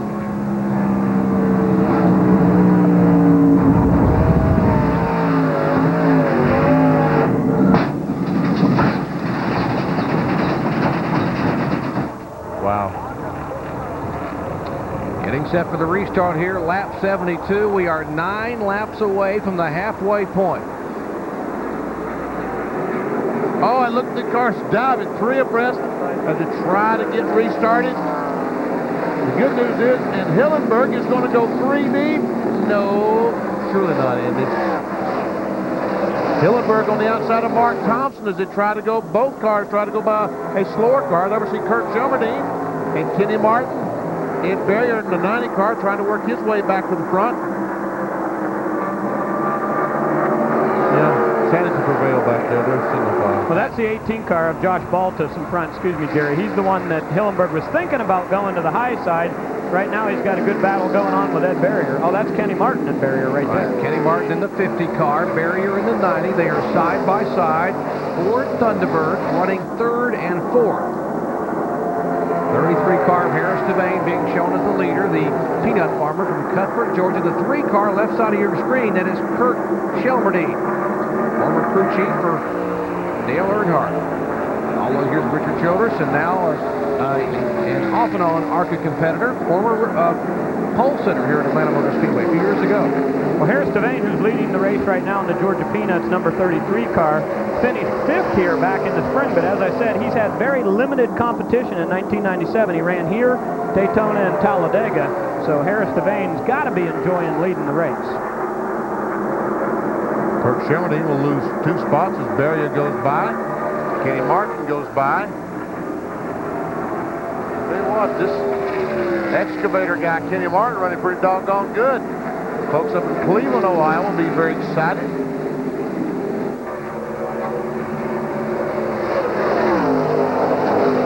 Mark Thompson, the last black car in our shot. He tries to work his way back to the front, currently in 5th spot. And there's the battle. There we see the 66 car. Sneaking in on the halfway point. Halfway would be 81 laps of 162. And we've got a battle for the lead. Harris Devane, the 33, is being challenged by Barrier, by Kenny Martin.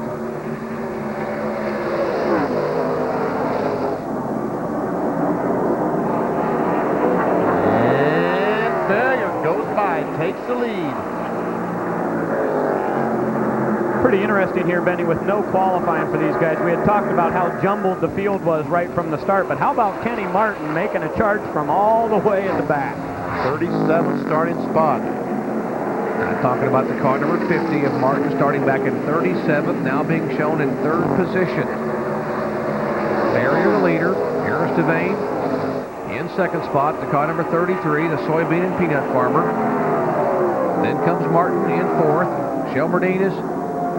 Martin is 3rd, Shelmerdine 4th. Advanced Auto Parts Chevrolet of Frank Kimmel right now moving back up into the top 10. And Benny, I was a little bit concerned about them pitting right there because they would be marred back in traffic, but with that fast of a race car, he's getting right back towards the front. Yeah, the good news, he has 4 new tires. The bad news is he had to start last on a restart, but you're right. He's worked his way back up into the 8th spot. Meanwhile, here we got a battle for 2nd spot. Well, look at Martin getting a run in on the 33 car of Devane. And he'll try to get a run off the corner, get position, can't quite do it.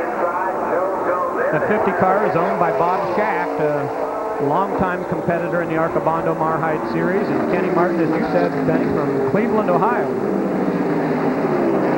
And we see that Jerry Layton that time had the fastest lap.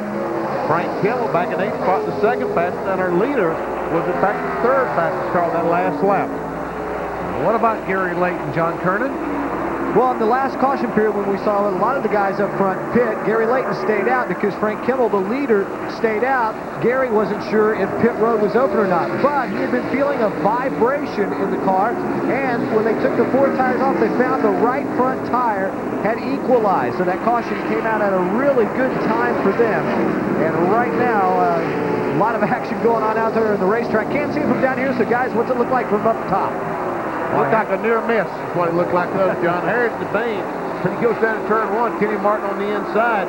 Harris Devane evidently wasn't expecting him to go by that fast, and up the hill he went, almost in the wall.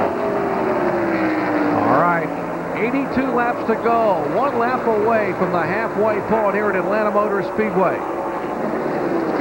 Car number 90, Ed Barrier being shown as your leader. Next time by, it will be an official race, irrespective of what kind of weather moves in.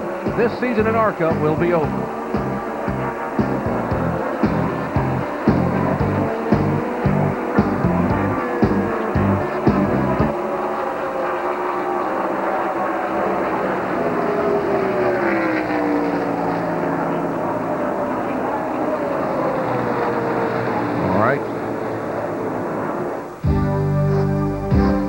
Summary, all right?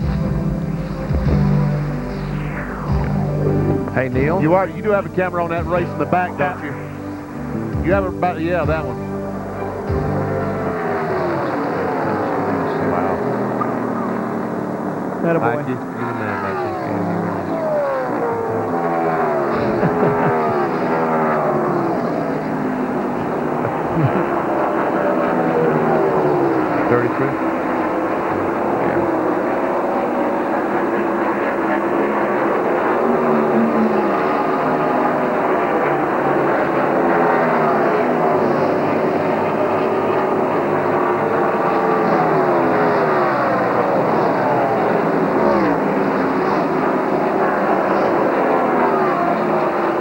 Stayed out, huh? Yeah.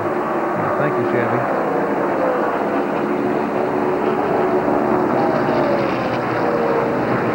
There's an 06. Brian Collins.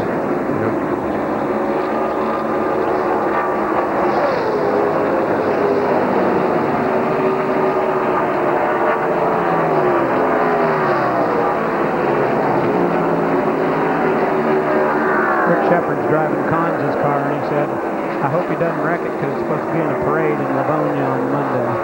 Really? They're going to drive it home, getting home and put it in the parade. How come Collins was driving the other car and Shepard? Shepard didn't have a car that he could run, and so he rented Collins, and then the guys from the 06 called him and asked him to drive.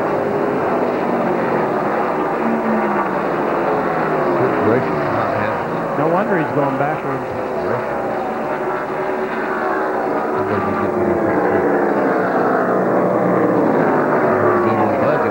He'll be in the fence. Yeah, he will be with the fence in that race.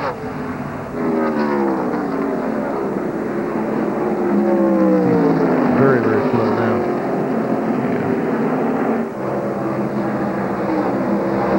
Open for a caution. It's not him. Yeah. Oh, turn 4. Across the racetrack, right in front of them. Kenny Martin. I was afraid that might happen. There's Devane's caution. Yeah. He was running 8. Devane was. Well, Martin was running second, wasn't he? Yep.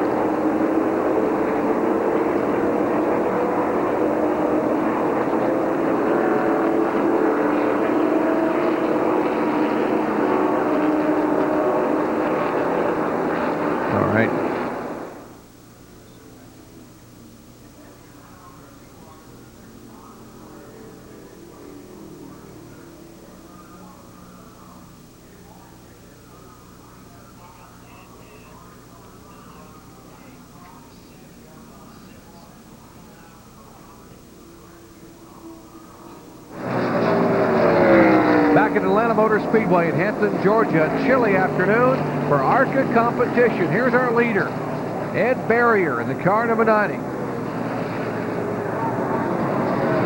Mean Green Hand Cleaners on the number 90 car is the primary sponsor for Ed Barrier out of Winston-Salem, and he's having a whale of a race today.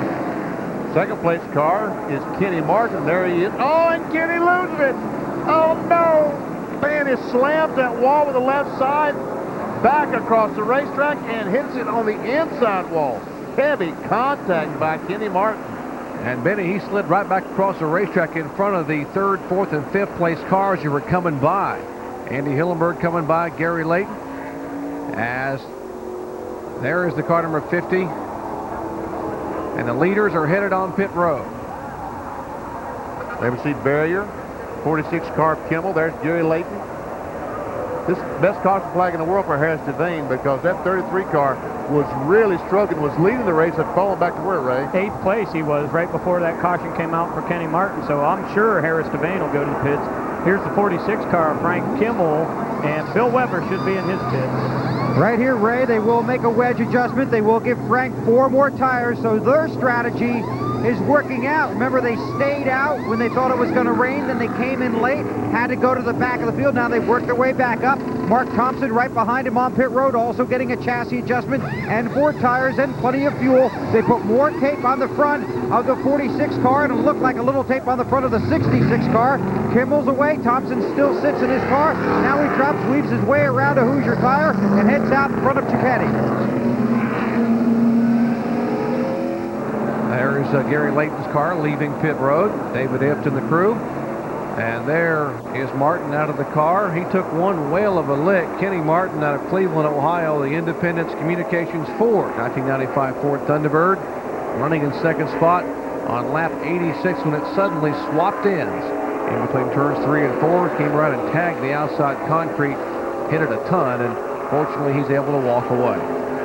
And Benny, we see now how this racetrack with the reconfiguration, just how far it is from the racing groove up to the wall. All of these hits have been horrendous. They've been very, very hard. And that was really concerning because he hit with the driver's side. It was really good to see Kenny Martin walking away.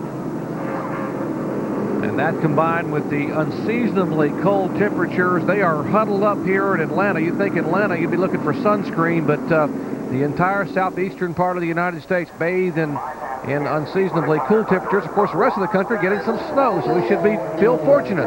It's only about 38 degrees here and under clear skies. Back in a moment.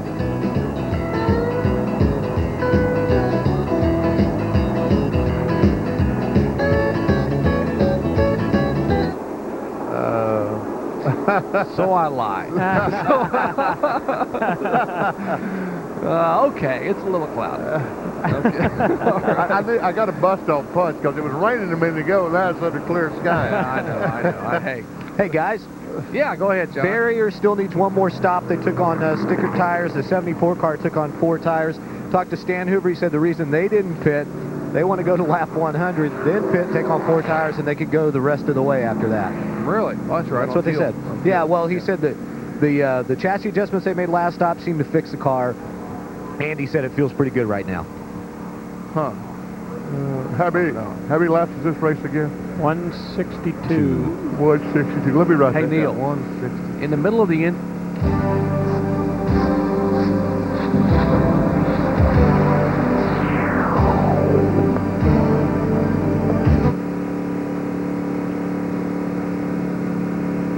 Is that car from Charlotte? Yeah, I wonder if that's their backup car. They sent someone to go get it.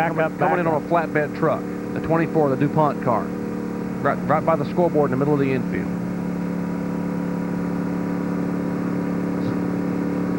Neil, did you hear Jerry? The 24 car, they're bringing a backup from Charlotte. It just is coming in the infield on a rollback, right in the middle of the infield. I would guess it's from Charlotte.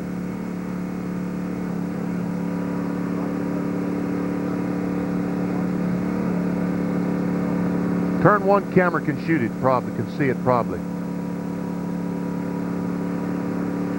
No, it's all right. When I called you, it was coming in, but I thought you heard me. Yes, you did. And now it's all the way back in behind the garage, back where the motorhomes are parked. Behind the media center.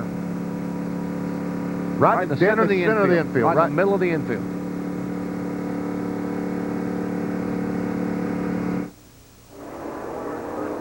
There you go.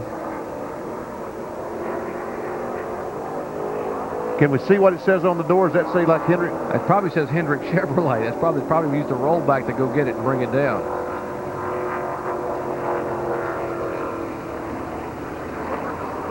Yeah. Well, talk about hedging your bet. Gotta have a second car here. Third car. Third car, yeah. Third time's a charm. Are we doing billboards? All right. Are you going to show Jeff crashing this morning?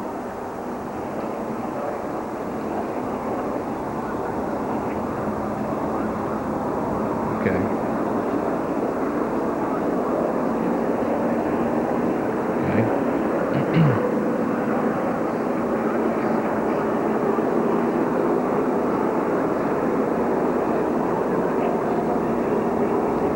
Back at Atlanta Motor Speedway. Folks, what you're seeing right there is a backup to the backup. That is not a show car. That is a Winston Cup race car that just arrived here moments ago from Charlotte, North Carolina, from the Hendrick Motorsports stable. That is Jeff Gordon's backup car. In case you just joined us and don't know what happened to Jeff Gordon, it has been an eventful day for the DuPont team. Earlier today, 8:30 this morning, the very first practice caught by home video from Tom Seitz in Fort Wayne, Indiana, sitting in the stands with his camcorder. Gordon comes out, Benny, trying to warm the tires, and he's trying to warm the tires up. He's weaving the car back and forth, and he just gets it a little bit sideways. The car slides and slams in the side of Bobby Hamilton's car, ruining both his car and Hamilton's car. Well, the home video guy, we can't give him too much. He got excited and dropped the camera right before they hit, so that's all we had from him, but they had to bring that car back to the garage area. They qualified a backup car, 37th starting position, but they had to have a backup car in case something happened in happy hour. That's why this one just arrived a moment ago here at Atlanta Motor Speedway. We're going to have it all for you tomorrow, beginning at 11 a.m. Eastern Time with RPM today, followed by our 1-hour special NASCAR today. We'll set up the championship at 11:30. Our live coverage at 12:40 Eastern Time with the Napa 500. 4:30, we'll wrap it up with post-race NASCAR today, and then the entire day full of motorsports encapsulated with RPM tonight at 9 o'clock Eastern. Let's check in with Kyle. Well, finally, anytime they run an ARCA race, Mark Gibson's somewhere near the front, either there in the top 4 or 5. Exactly where you were at today, where you wanted to be, running like you wanted to run, but this is not where you wanted to be talking to me at, sitting on a golf cart with a pair of crutches in your hand. What happened? I really don't know. The car was driving good. Tony made an adjustment right there on that pit stop, loosened it up for me, and I could almost flat foot 1 and 2, and I backed off a little bit when I found out how fast I could run, and just going to ride, and went down into 3, and a little bit of rain on the windshield, so I don't know if that, and I was lapping a car, got up a little high. It just turned around. I couldn't, come around once. I saved it, and the second time I just couldn't hold on anymore. Tried to steer it and thought I was straight and got back in the gas. I guess I had the wheel turned to the right a little bit and got back in the wall. But tell you what, Met-Track, Bill Hopecourt, it was fun. We had one of the cars to beat, no doubt. We knew we were good when we started the race, and they made that adjustment. It was going to be an awesome car the rest of the day.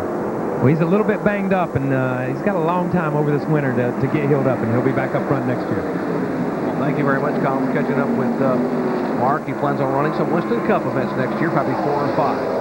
Our restart here, lap number 94. Andy Hillenberg trying to hold off Frank Kimmel and Ed Barrier. Can he do it? I don't think so. He might hold them off for a lap or 2, but he's on worn tires. These 2 cars are on fresh tires. 2 car lengths.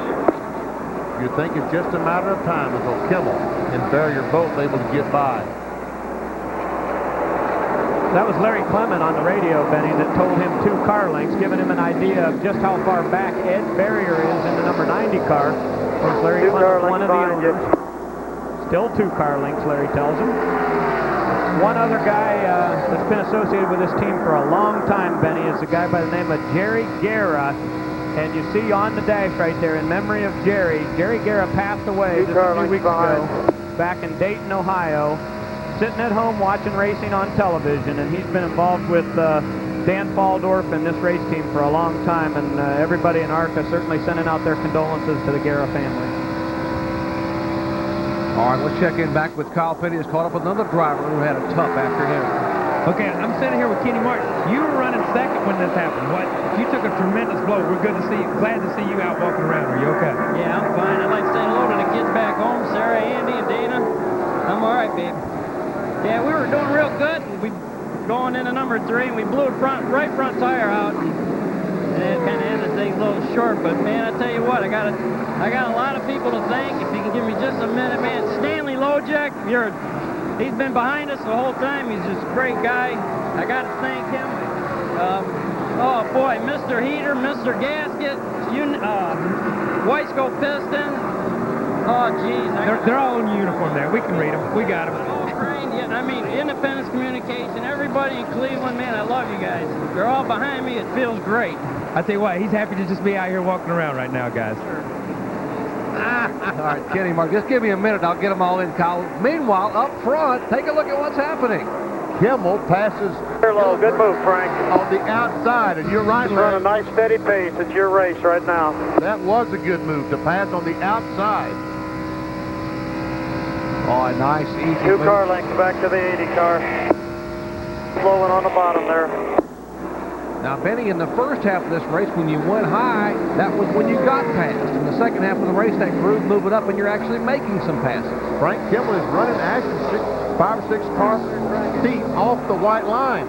You expect to see these guys right on the white line, but no, he's running a little bit higher as Ed Barrier goes by, takes over the second spot from Hillenberg. All very close, just a couple of feet apart at 180 miles an hour. Here's the Mark Stahl car, the Auto Bell Car Washes Rain-X machine, as he heads for the garage area. That's too bad because Mark Stahl gives $1 for every lap completed to the Greenbrier Children's Center down in Savannah, so they'll only get today $99. He had started way back, Benny, back in 25th, and had worked his way up into the top 10 most of the day, but I think maybe the engine let go in the number 32 Auto Bell car. Now we are hearing, indeed, you're right. No Ray Dunlap, that's exactly what happened. Here to check this battle out for second spot, Gary Layton has been fast all day, but now he's really showing how fast that Chevrolet is.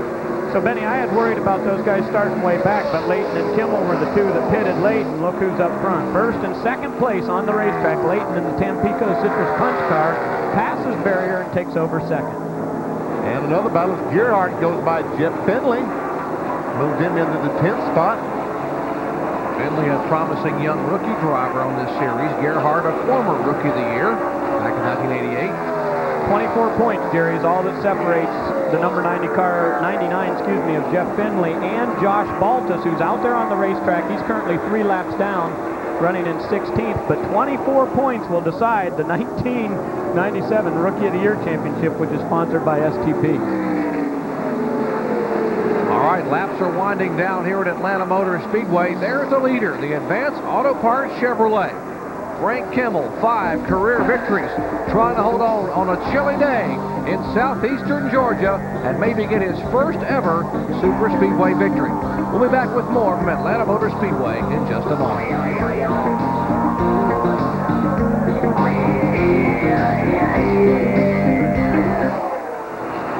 Jerry, that was a mighty good spot in that 24 car coming on that roll back then. That was a good story. Thank you. Yep. Who did? He may have, or he did. Oh, really? Really?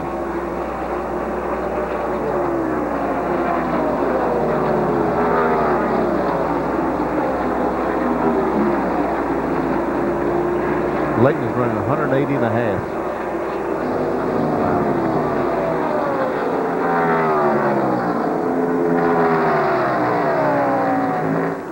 There's Cicchetti. Where is he? 5th?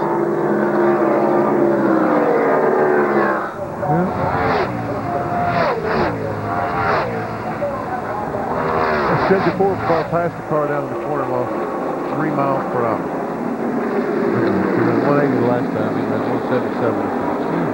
So all he did was pass the car. All right.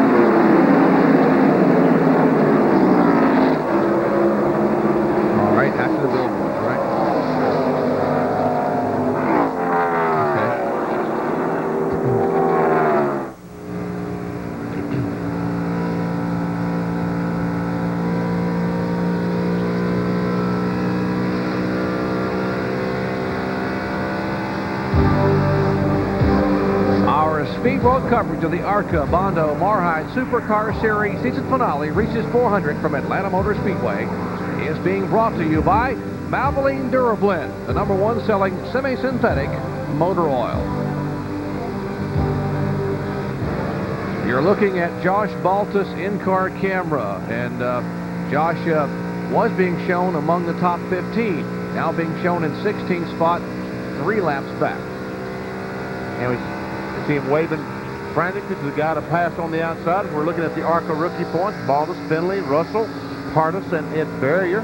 Well, and Benny, the 18 car of Josh Baltus had to make a green flag pit stop for a problem on the car, and that's why he's 3 laps down. He's running pretty good on the racetrack, but because of that pit stop, it really hurt him. So that point battle is going to be very close when this race is over. This battle is already pretty doggone close. You see that Gary Layton, the 74 car, Got a clear track ahead of you. On Frank Kimmel. Does Kimmel have a problem, Bill? He certainly could, Benny. Just one lap ago, he radioed in, I believe I have a miss. It happens coming off of turn 4. He's still very fast around the track, but the car continues to miss coming off turn 4. Original speculation was it could be a valve spring. Now they think maybe a plug wire has come loose, but Kimmel does have a problem. So now the 74 car is trying to set Kimmel up for the pass, but Frank with an engine problem here, and the 74 dives inside and we'll have a new race leader. Gary Layton, only 4 starts in 1997, but he has been impressive, including a win at Charlotte back on May 21st. A track with almost an identical configuration to Atlanta Motor Speedway. Still inside. Now you hear Larry Kim at Kimmel's spotter saying he's on the inside. Hello. Now he has made the pass. He's led 118 laps this year, Jerry, and I'll tell you what, that's pretty impressive for a rookie. As you said, only his 5th start. In 3 different races, he's been out front, and now today will make it his 4th in 5. 61. His sponsors here, Tampico Citrus Punch out of Chicago, Illinois, and the state of Washington apples. They had a shipment of apples brought in. State of Washington trying to advertise their delicious apples. Started back in 28th position. Wow, how impressive is this? Albemarle, North Carolina is his home, Benny. You go through that town quite a bit on your way to Rockingham, don't you? Yes, it's about 30 miles from Ellerby, where I lived for 21 years.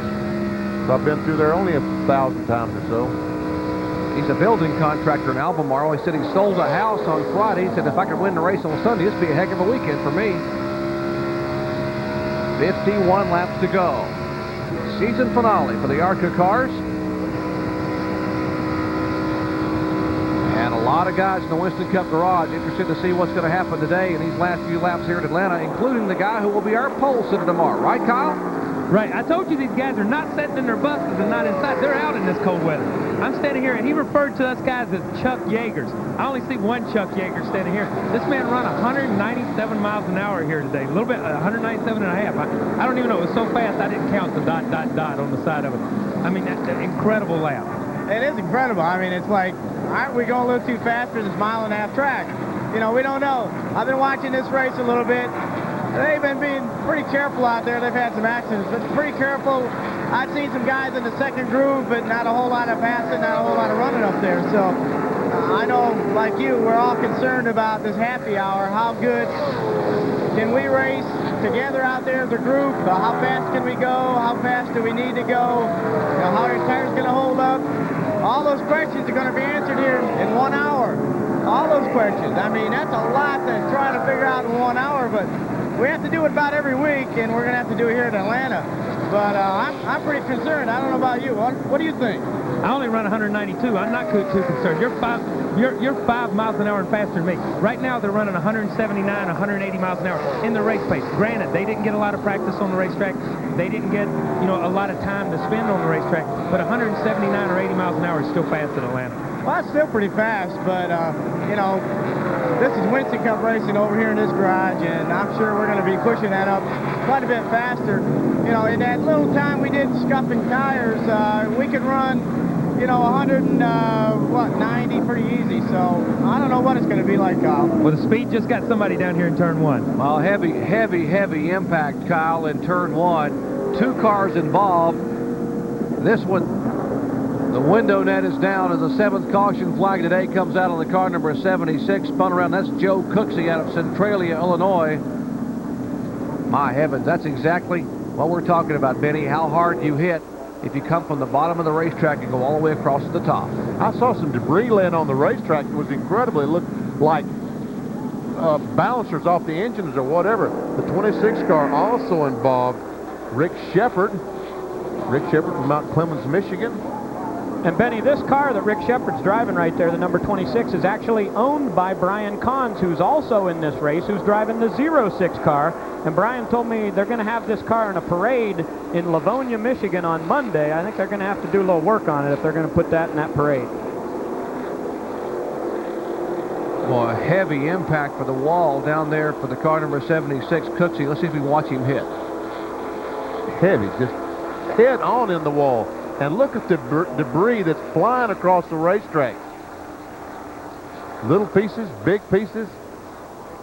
Wow. Well, the safety crews are going to have their work cut out for them here. And I've got to believe most of these cars that want to get on pit road and change tires. Oh, the car came up off the ground, maybe a foot and a half off the ground, and hit about a foot up on the wall, and then looped around 360 twice. There's some of the debris that I was talking about. Oof, heavy contact. 7th caution flag today, coming out on lap 115 here at Atlanta Motor Speedway. We'll check on the driver and pit stops when we come back.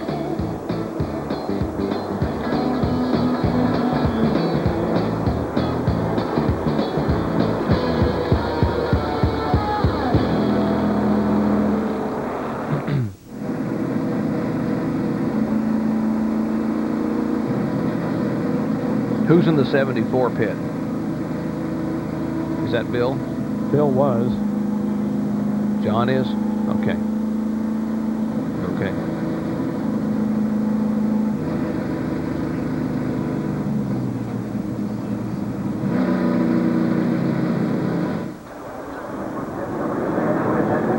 Back at Atlanta Motor Speedway, this could possibly be the final pit stop of the day here on lap 116. 3 leaders headed down pit road at 45 miles an hour. Let's go down to John Kernan. The leader of the race, Gary Layton, will hit his pit stall first. His crew will come around. We expect him to change all 4 tires, not make any chassis adjustments. But the one thing that they will caution him once they go back to green is Gary, take it easy on the tires, because when he has run them really hard, he's only been able to get about 30 laps, and there's 46 left. Let's go to Frank Kimmelspit and Bill Weber. Frank Kimmel continues to suffer from an engine miss, but they are not going to go under the hood here. It is 4 tires. They've made an air pressure adjustment on the right front. So Kimmel gets his tires and his fuel, continues to rev the engine. They're hoping the engine problem goes away. The 90 is away. The 46 is away. The 74 now slowly pulls away. Still waiting on Mark Thompson, who's having trouble getting his left side tires on. Kimmel had the best stop. So we'll see if their strategy works out and see if he can overcome that problem in the engine compartment. And now, Benny, they have to be careful not to run back through that debris down in turn 1 when they're trying to clean up the racetrack. That's a very good point. They want to get as high as you can and try to get through the debris without puncturing a tire, because then once the green flag drops, you won't realize you have a flat tire. The green flag drops, you go on the racetrack, then you find out you have a tire, and you can lose a lap coming in changing that flat tire. All right, cleanup continuing down in turns 1 and 2. They have a flatbed over to pick up the Cooksey car. We'll come back and get ready to green flag it again here from Atlanta in just a moment.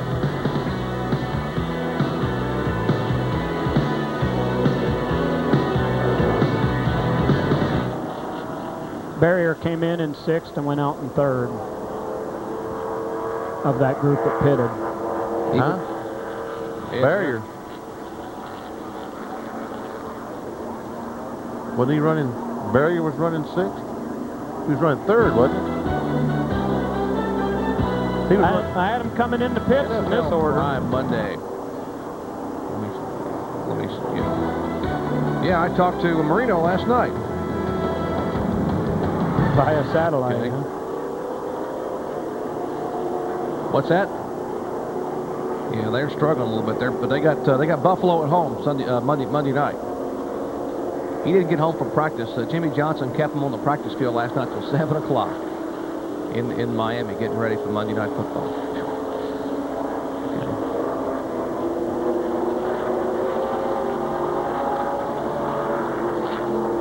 Now we follow that with NFL Monday Night, right? Didn't we have the 90 car on our triple split? Mm-hmm. Well, he was the 3rd. That was the top 3 cars. Okay. Benny, yeah. The 46 bunch thinks that it's a spark plug wire. This is only happening off of turn 2 and turn 4. They think a spark plug wire has come loose and maybe bouncing against the header. Short now. Yeah, and of course now their concern is that it could burn a hole in it. Yeah. So. But that's what they were 2/10 off of Layton's pace when that caution came out. But they think they can live with it. Or at least they're hoping they can. They also think they can beat him on pit road, which they just did. Yeah. So if it comes down to green flag stop, they'll win. If they don't burn a hole in their spark plug wire. If they don't burn a hole, yeah. Okay, back to you in the nice warm booth. Thank you, Bill. It is pretty nice up here, Bill. I'll have to say. I think I'll go take a nap. What's that? I don't know. How, are they going to be okay on tires the rest of the way, Bill? 40 laps?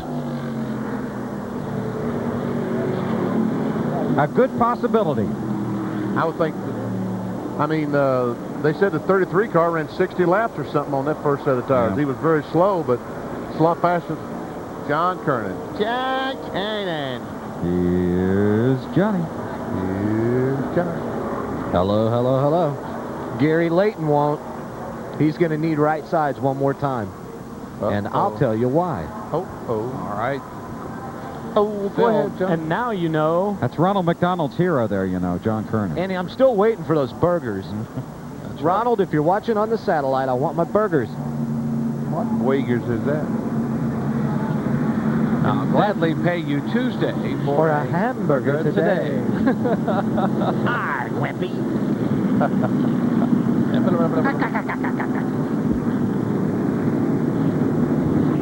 Wow. Boy. Wow. I love these 24-hour ARCA races.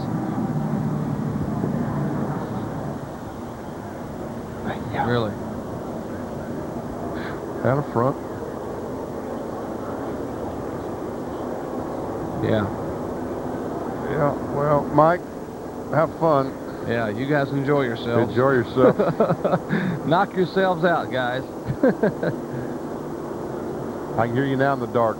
Camera one, see if you can find pit road. Just see, look. All right. All right.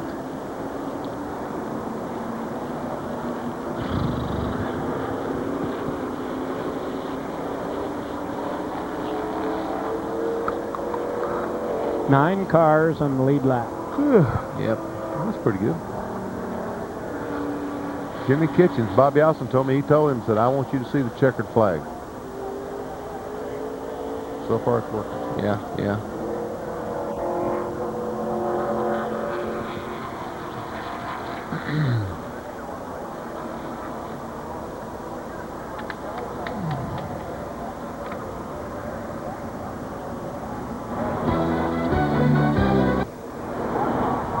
If I'm Kimmel and I got that spark plug problem, I'm not so sure I don't come in and check it now. What do you think, Benny? I mean, shoot, it's not like he had any trouble getting through the field, starting way back. They must not think it's that bad.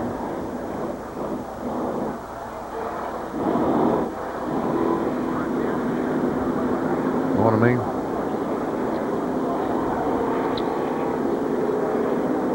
Yes, sir.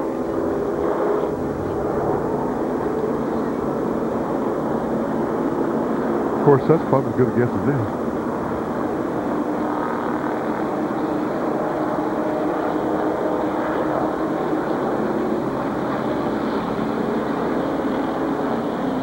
Pretty interesting, I think. I'll cross over there. Is that what he said? Yeah. They had a big announcement today that they also announced today that Players Incorporated is going to be involved with Richard and Kyle Petty there. That's so.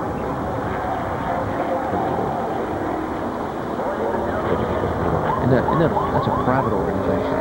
Yeah, that's like not NFL. It's the NFL players that sell hats and T-shirts. They're also going to do that. Yeah. And Kyle's going to make more money next year. Wow. Who's out there for a jacket like he's got? That's probably one of the Players Incorporated Probably jackets. about $1,000. My whole wardrobe doesn't cost $1,000. What can 6 pair of jeans cost, right? I knew we'd hear from Kyle. Atta boy. I tell you what, just because he makes the big bucks doesn't mean he's not afraid to lean off a semi there 15 feet in the air and talk to somebody. I was impressed. I was too, kind of. I figured he'd just throw the mic over there. He did his evil Knievel down there during this show.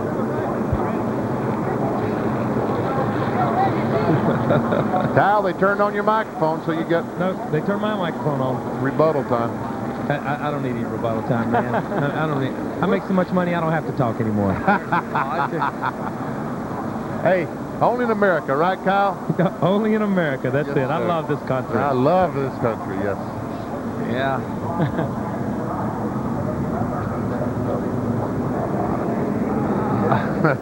Yeah, let's just go ahead and put it out on the air. That's okay. I've gotten used to that this year owning my own team. Everybody charges crap to my room.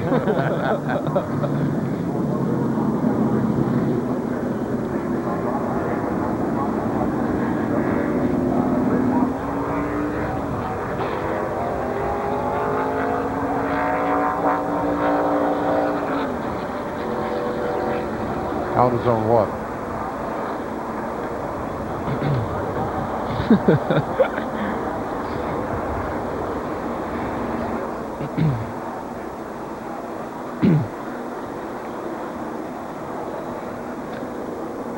Back at Atlanta Motor Speedway, still under caution. Join host Mike Tirico and his team for NFL Prime Monday at 7:30 p.m. Monday night. They tackle all the NFL news and highlights from the weekend, plus bring you an in-depth preview of ABC's Monday Night Football. Speaking of ABC's Monday Night Football, what a matchup from Miami. The Buffalo Bills taking on the Dolphins. Dan Marino trying to lead the Dolphins once again in the AFC. A key matchup. Monday nights, ABC Football, 9 o'clock Eastern Time, live. Now, a lot of questions about these leaders and their tires, and can they make it? Who will and who won't? First, let's check in with John Kernan. Well, Gary Layton now sits in second place. This is the right front tire off of his car, just taken off this last pit stop. Look at the inside. You can see the cord. They may have gone a little overboard on the camber, not really sure, but this is with 30 green flag laps right now. There are 39 laps remaining in the race, so these guys would like to see this caution last another 9 laps, because if it doesn't, more than likely they're going to have to pit for right side tires before this race is over. Our AutoZone race recap here will show you that our leader, Frank Kimmel, has led 58 of 123 laps. There have been 10 lead changes, 7 cautions for a total of 52 laps. That's why the average speed just 105.051 miles per hour. Our lap leaders, Andy Hillenberg, Frank Kimmel, Harris Devane, Mark Gibson, Ed Barrier, and one more leader, that Gary Layton, has led 8 laps. Off track, who's Brian Kahn, still working on his 06, trying to get back on the racetrack. And out of race, these drivers are out of race, including Joe Cooksey, the latest car to have an impact with the concrete down in turns 1 and 2 to bring out caution number 7. We'll come back with a restart from Atlanta Motor Speedway in just a moment.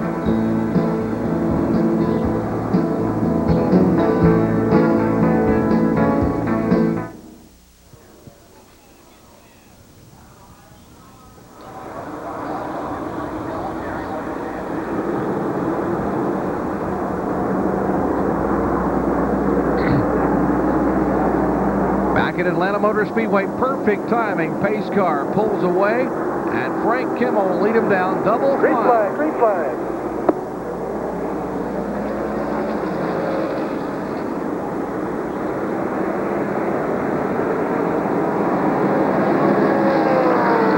You wanted the crew might tell Gary Layton in the 74 car to try to take it easy, try to get that tire to last 40 laps, because if he has to stop 4 tires with 5 laps to go, he's not going to win this race if the caution flag doesn't come out again. And you know what? It looks like maybe that's exactly what they're telling him. Take it easy and make those tires last 40 laps. Well, he has one of the most veteran crew chiefs you can have in David M. He's been around a long time. In fact, David was one of your crew chiefs back in the early years, Benny. Yes, he was. 1979, 1980, one of my favorite people in the world. But now here comes Gary Layton, closes up right on the back bumper. He's going for the lead. Looking inside. They told him to take it easy, Benny, and Gary says, you know what, I like leading. I think I'm going to give her a shove. So up, the Tampico Citrus Punch car is going to make a run. Still inside. And now he's on the inside. Side by side with 35 laps to go. Still Here they inside. are, door to door at the start-finish line. Meanwhile, Ed Barrier back watching this action, and Frank Kimmel does not want to let it go, but... Okay, you're clear low behind the white car. You got about 3 car lengths back there. Still inside. Remember, you heard Bill Weber report that Frank Kimmel and the guys thought they may have had a problem of missing the engine, which they possibly had diagnosed as a loose spark plug wire, an arcing spark plug wire. But how about Gary Layton, John Kernan? Well, what he's been told from David Ipton, the crew, they're saying, Gary, keep the car high on the racetrack and go into the turns low. And a spin in turn 4. And Jimmy Kitchens just barely brushes the wall, and the caution flag is once again waved. Back it down. Okay, pull up behind the 74 car. You're ahead of the 90. Come on, Jimmy, get her going here before the leaders get back, because you don't have any damage, real damage. He does that. The leaders in turn 4 there, they have slowed down the caution lights. They don't race back to the caution flag here at ARCA. That's a safety maneuver. 8th caution flag today, lap 129. There's Gary Layton. Frank Kimmel coming by to take that caution flag, and Jimmy Kitchens did indeed not lose a lap in the car number 47. Just 9 cars on the lead lap, and he is currently being shown in 9th place. Benny, there's 33 laps to go after we see what happened here to Jimmy Kitchens, the 47 car sliding off 4. Is it time for them to make pit stops? Well, 33 laps to go. Gary Layton ran 30. They've only run a couple of laps. They probably ought to just, I think right now, no, do not pit. Ride it out. I would think they'd stay on the racetrack. There's the Dunlop Golf car, number 47. Good run for Jimmy Kitchens out of nearby Birmingham, former Birmingham late model champion. Getting a lot of help and advice from Bobby Allison and Red Farmer and some of the legendary Alabama gang, trying to get him a good top 10 finish here at Atlanta Motor Speedway. And there's the guy they're chasing, Gary Layton, already a winner this year. One of 9 different drivers who have won in 1997. Why have only 9 ARCA drivers won? Because one guy by the name of Tim Steele won 12 races. And we'll say hello to Tim Steele, who's watching back home, injured in practice here, driving a Winston Cup car back on November 5th, and had to pull out of this ARCA event, the season finale. They decide not to come down pit road and stay in behind the pace car, so we'll take a break and come back with more green flag action on a cold and chilly day here at Atlanta Motor Speedway.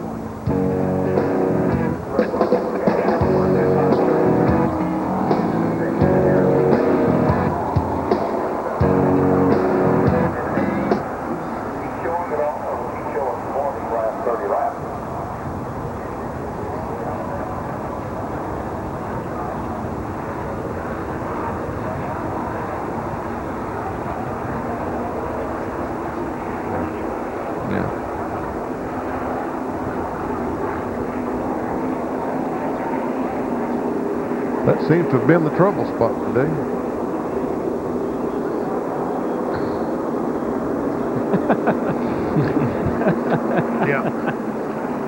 Yeah, that little bitty dot up there. Yeah, you want to use that? Make a tiny little dot, or are you good at making dots?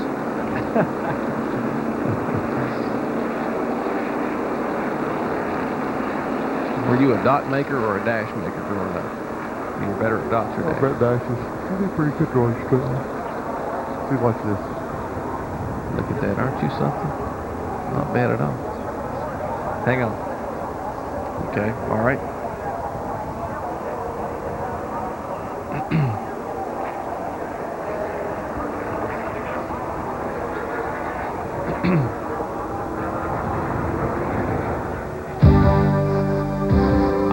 Speed Road coverage of the ARCA Bondo Mar-Hyde Supercar Series season finale, Reese's 400 from Atlanta Motor Speedway, is being brought to you by Goodyear, #1 in tires, and by Texaco, a world of energy.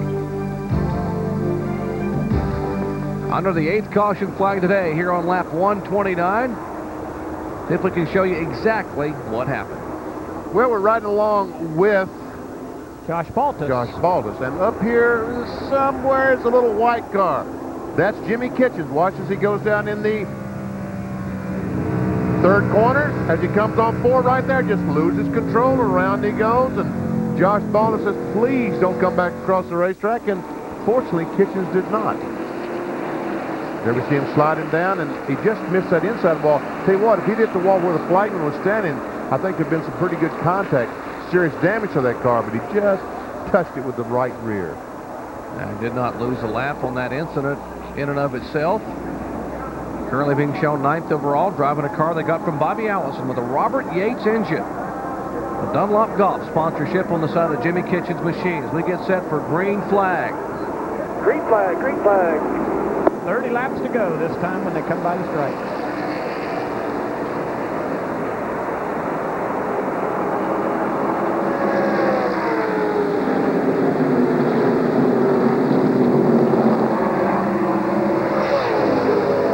Kimmel in second spot. Here's Barrier. He's the black car in third. The number 90, 74 is the leader. Barrier says, okay, I'll take second spot from Kimmel. Kimmel says, no, I don't think so.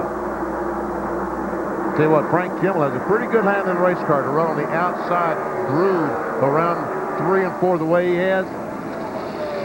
But these two cars, as they battle side by side, the problem is that the leader, Gary Layton, is saying, see ya. Well, now Barrier maintains second spot, clears that position.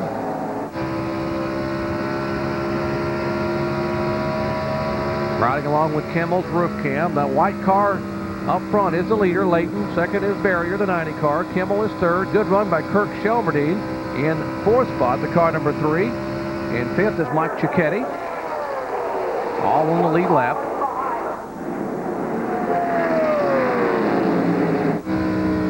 On board with Kimmel there, you see Synergen Oil was one of the sponsors of the onboard camera here, and Kimmel kind of taking a little bit of a different line, Benny.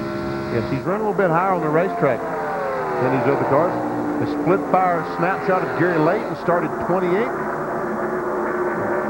He's currently first, and the lowest he's been was 28th, obviously where he started.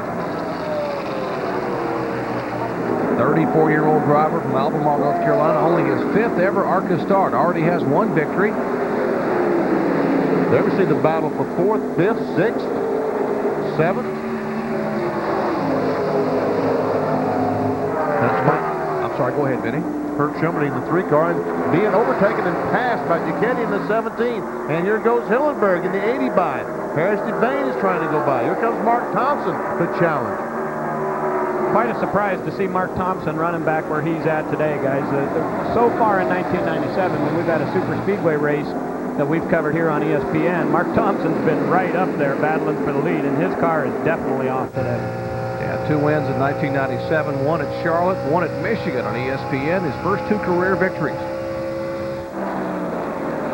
And the car of Ed Barrier being shown in second spot. Got trapped in behind some slower cars. Momentarily had to back out of the throttle. Is now back in it. Lost some ground in the 74. Lost second place also, Jerry. Moved from second back to third. Just they can show you what happened a moment ago to Ed Barrier when he was running in second spot. There we see the slower car. There we see the 46 going by on the outside. And he just did not want to take a chance as he ran across the 24 car of Chuck Weber. Let's check in with Kyle Petty. He must have just got caught in behind somebody. Crew chief down here in Linville, he's looking at his stopwatch when he come back. It was 1.5 seconds slower than anything he'd seen. He checked another guy's watch to make sure it was right. He just got trapped in behind somebody and just decided to play it safe. Kyle talking about John Paul Linville, the crew chief for Ed Barrier. John Paul, a pretty good short track campaigner in his own right for many, many years up in western North Carolina, Hickory Speedway and Asheville Motor Speedway. Now calling the shots for Ed Barrier. Boy, what a season this would be for number 74, Gary Layton, Jerry, if he was able to hold on and win this Reese 400 today here at Atlanta. In 5 starts in 1 season in the ARCA Bondo Mar-Hyde Series, win 2 super speedway races. That's incredible. Well, that's impressive. Last year he won 11 out of 18 starts in late model stock cars at the Concord Motorsports Park. So hadn't been racing very long, but what he has been successful. There we see Harris Devane that time at the 2nd or 3rd fastest speed as he tries to close in. He's led 18 laps, started 29th. Lowest after the start was 24th. As he tries to work on Hillenberg, Cicchetti. 4th, 5th, 6th, and 7th. Well, Harris Devane only running a handful of events this year. He was co-Rookie of the Year in 1995 along with Dill Whittemore. Came very close to winning a race at Talladega. Ran out of gas on the very last lap. He said, that's been the heartbreak of my motorsports career because I could have won at the biggest super speedway we race on.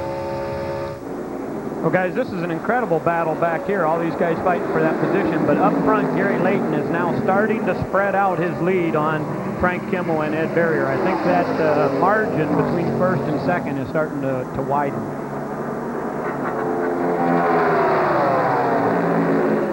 Mike Cicchetti, the car number 17. The Hughes Supply Chevrolet, the 80 of Hillenburg, the 33 of Devane.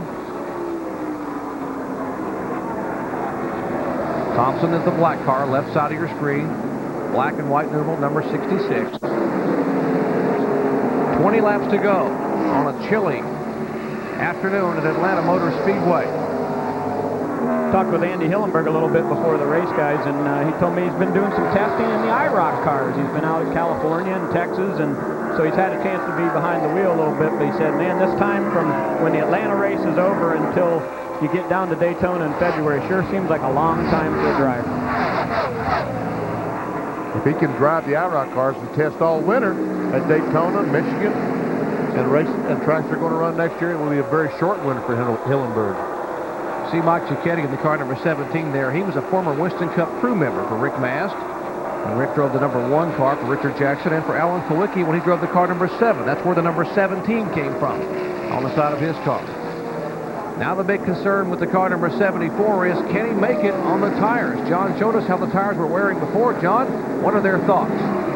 Well, I just talked to some of the crew members, and they say, yeah, that last caution, we think we may have gotten enough laps out of that to save the tires. Plus, Gary's kind of changed the line, driving a little bit different line around the racetrack than he was earlier in the race. They think he's going to save that right front, and he should be okay. Let's go down to Bill Lever. Well, Frank Kimmel's going to the end. He's got plenty of fuel, and they think the tires are going to live that long. He is having that problem with a miss in the engine again. And his set of tires last time out, that was the worst wear he's gotten so far today. But Jeff Lemons just told him, save the car, we can make it, unless the right front goes bad. They're going for the win. Kyle Petty. Same here from Ed Barrier's pits. They looked at the tires. The tires, he's been getting great tire wear all day long. They weren't as concerned, but the last caution, it took it right out of their mind. They're not worried about it in the least little bit. They've told Ed he's plenty to go till the end of the race to go as hard as he can. All right, the laps are winding down. They are set to go. All three think the tires were going to make it. Question is, can Gary Layton hold on? And at car number 74, could Kimmel catch him and get his first Super Speedway win? We'll find out when we come back.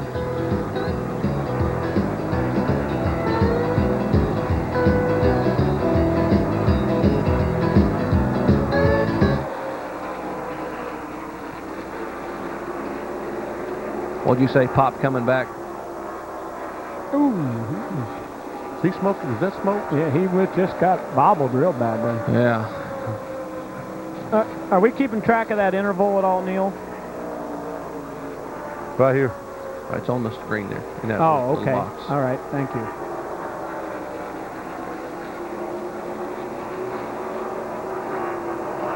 Well, sometimes they do a snapshot of like the last 10 laps.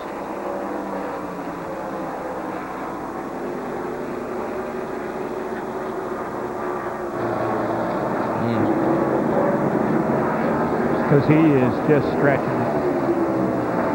He went from 331 to 374. He gained 0.4 that time.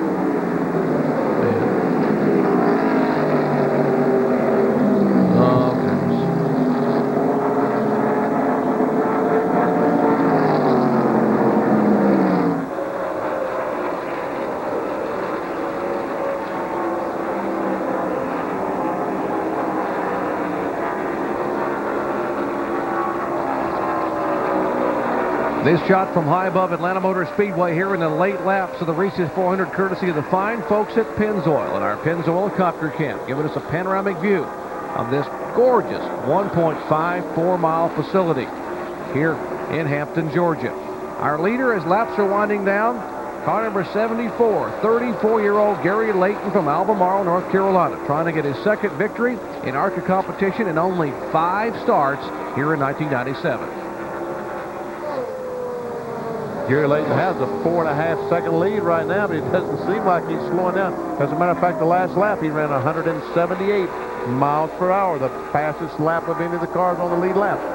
And Bill Weber's been following Frank Kimmel's success, or progress, I should say. Bill, what's going on with Frank? Yeah, well, I think both his progress and his success for today are pretty much over, Jerry. That miss has gotten very, very bad. He has been passed by the 90 car.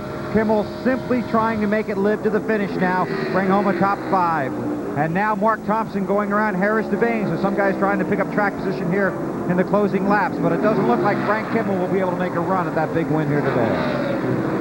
Boy, what a shame. Bill was telling us earlier about the miss they had. Apparently it has gotten worse. There are the 17 and 80 cars. That's Mike Cicchetti in the 17, the 80s, the 1995 ARCA champion Andy Hillenberg. They are 4th and 5th.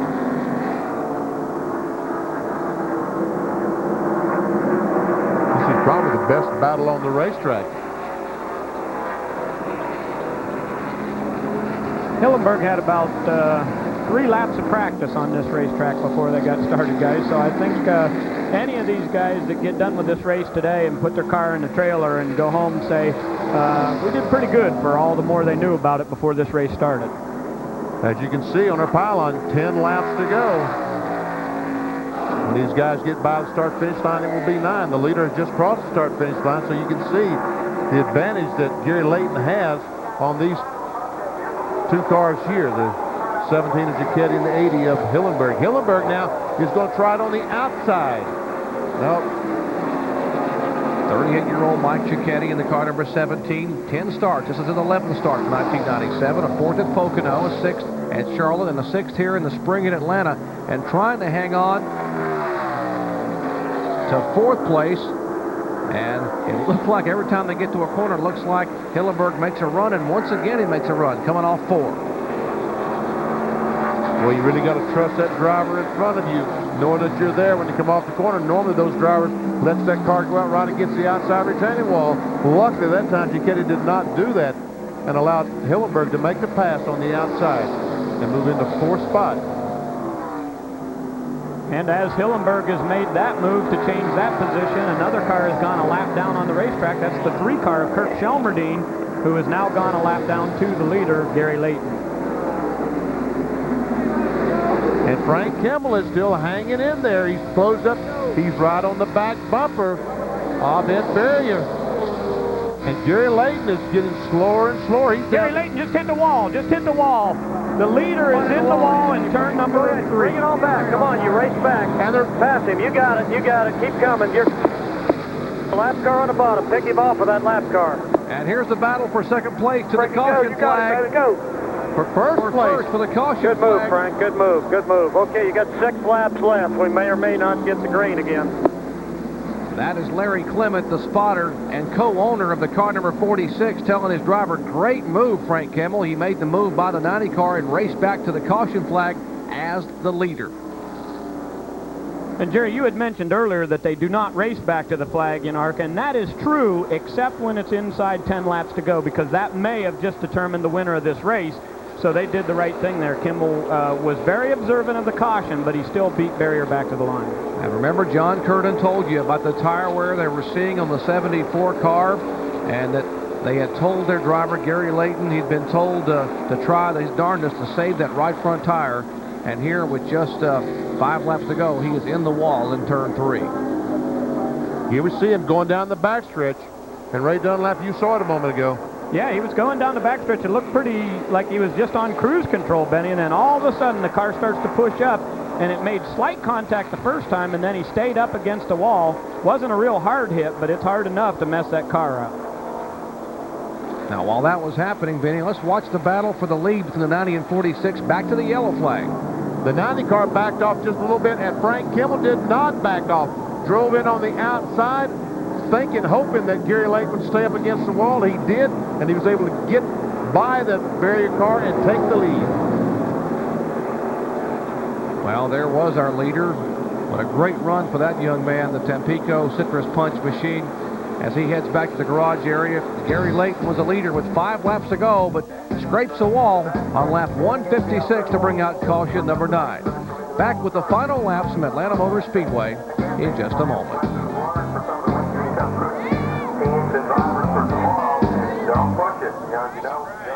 couple guys pit here because there's only 7 cars on the lead. Is that barrier coming in? Barriers in the pits, Neil. Oh, boy. Oh, man. With happy hour? See this? See these pit stops? Should I take my tie on or leave it on? Off or leave it on, Neil? Or should I change shirts? Bob's Neil? in his denim, Benny. Denim. Should I try to change shirts?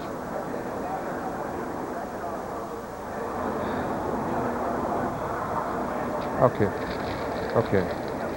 Thank you.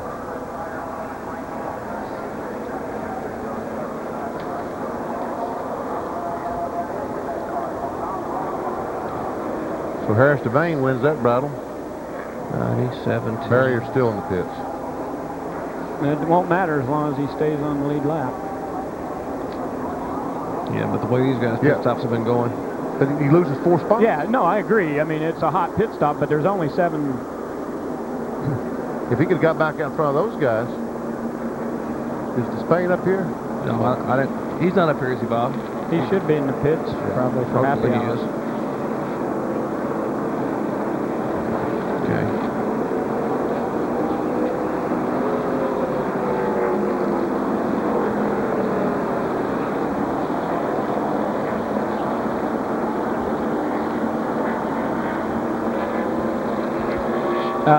Only lead lap cars will be to the outside. The lap cars will be to the inside. It will not be a single file. So it is double file, Reese? Yes, it's double file. It's only inside 25 laps. It's only lead lap cars to the outside. Okay. Kyle, those Winston Cup guys didn't want to see those tires blowing out, did they?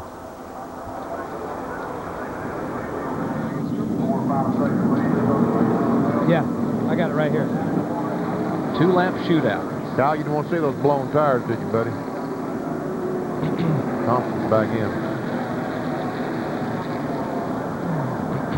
Well, who all pitted? The 90, the 17, the 66? 33. 33. Okay. And 7. Yeah. 4 of the 6 cars pitted. Yes, yes he is.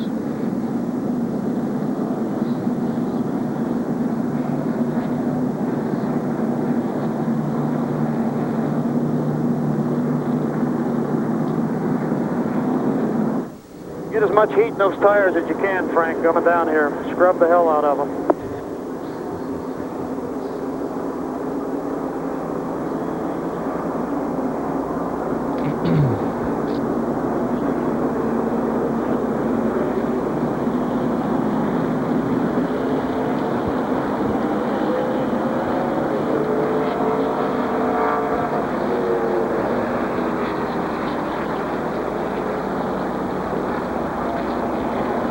Back at Atlanta Motor Speedway at Hampton, Georgia, we're going to have a 2-lap shootout. Now, folks, 4 of the top 6 cars in the lead lap have pitted. Only the top 2 did not stop for tires.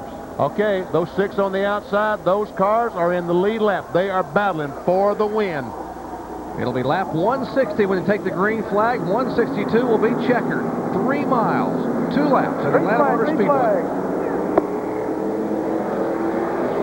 The third-place car, the red-white car of Harris Devane, stopped. He has 4 fresh tires. Can they keep him back there with those fresh tires? Kimmel gets a good jump on the 80 car of Hillenberg. Remember, Frank Kimmel has the miss, the possible spark plug wire arcing in the corners, missing between 3 and 4, down in 1 and 2. Most of the day, guys, we've seen Hillenberg running back for 5th or 6th, and I'm not sure his car's handling well enough to go up there and make a pass for the lead on Kimmel. What did you say? Here comes Hillenberg like he is shot out of a canyon. Where did he come from? White flag is in the air. This is the last lap. Andy Hillenberg, half a car length, 3 feet. Out of turn 2, will pull to the inside. Devane is his One car length. Keep it right on the bottom, Frank. Spotter telling Kimmel, keep it on the bottom, keep it on the bottom, make him go high around you. Turn 3. And Hillenberg drives it in there. He's on the inside, they're on the outside. Keep coming, keep coming. 3 wide, they are door to door for the stripe. Who will it be? Harris Devane! And Harris Devane takes the win. There's contact. Hillenberg spins in turn 1. And wow. What a way to finish the ARCA season in 1997. They come across 3 wide, and Harris Devane gets his first career ARCA victory. And Jerry, he didn't run out of fuel. How about that? He said, my heart was broken when I ran out of fuel at Talladega 2 years ago with 1 lap to go, and that's why I don't really have the money to run much anymore. I'm just a Georgia peanut farmer. Today, he is a winner at his home state track at Atlanta Motor Speedway. And he had never led at this racetrack, Jerry, and you only have to lead 1 lap, and he led her as he came across the checkered flag. Here we go as the 46 car. Kimmel is trying to keep the 80 car high. That gives a spot to Harris Devane on the inside. He almost loses control there, almost makes contact, but he doesn't. Here they come by the line. He gets a good run off the corner with those fresh tires, and that's how close it was, folks. And watch as these cars go on down in the corner. Hillenberg makes contact with 46 and goes up, and believe it or not, backs in the fence after the race is over. And you think Harris Devane wasn't happy? He just came down a moment ago, Benny, stopped at the start-finish line here, and going to turn some celebratory donuts in front of the home state fans. And these folks in Georgia got to love this. A peanut farmer from Cuthbert, Georgia, is the winner. Way to go, Harris. What a finish. And he missed victory lane. He can't find victory lane. Oh, I guess he did go. He went in. You go in the other side. I'm sorry. That was my mistake. He knew where he was going. I didn't. Well, he's having so much fun. He just can't wait to get in there. Harris Devane, only his 4th start in 1997. He finished 11th at Daytona, 6th at Talladega, 5th at Atlanta back here in March. And today, in the season finale for the 1997 ARCA Bondo Mar-Hyde Supercar year, he gets his first career victory. Congratulations to Harris and his wife Jennifer and the whole family there. C.L. Jones is the car owner. They competed on the entire season just 2 years ago and weren't able to get a win, but today they do it. Well, let's go down to victory lane and Bill Weber. Well, Harris Devane has finally made it to victory lane. And on Sunday, it's the Winston Cup. But today, it's the Reese's Peanut Butter Cup, and Harris Devane is going to enjoy some of those. Being congratulated by his crew, his family, helmet still on, straps coming off, and pandemonium here in victory lane after a wild, wild finish. The gloves coming off. One excited young man in there.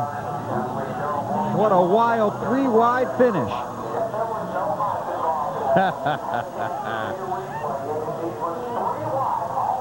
Devane sitting in the car, unstrapping his helmet. A look at the top 15.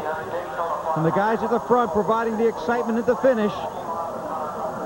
And this new track here at Atlanta, baptized in spectacular fashion with a wild finish here and a great conclusion to the ARCA Bondo Mar-Hyde series. And Harris Devane getting ready to climb from the car here in victory lane. Still shaking hands. And here he comes. And you knew this would be good.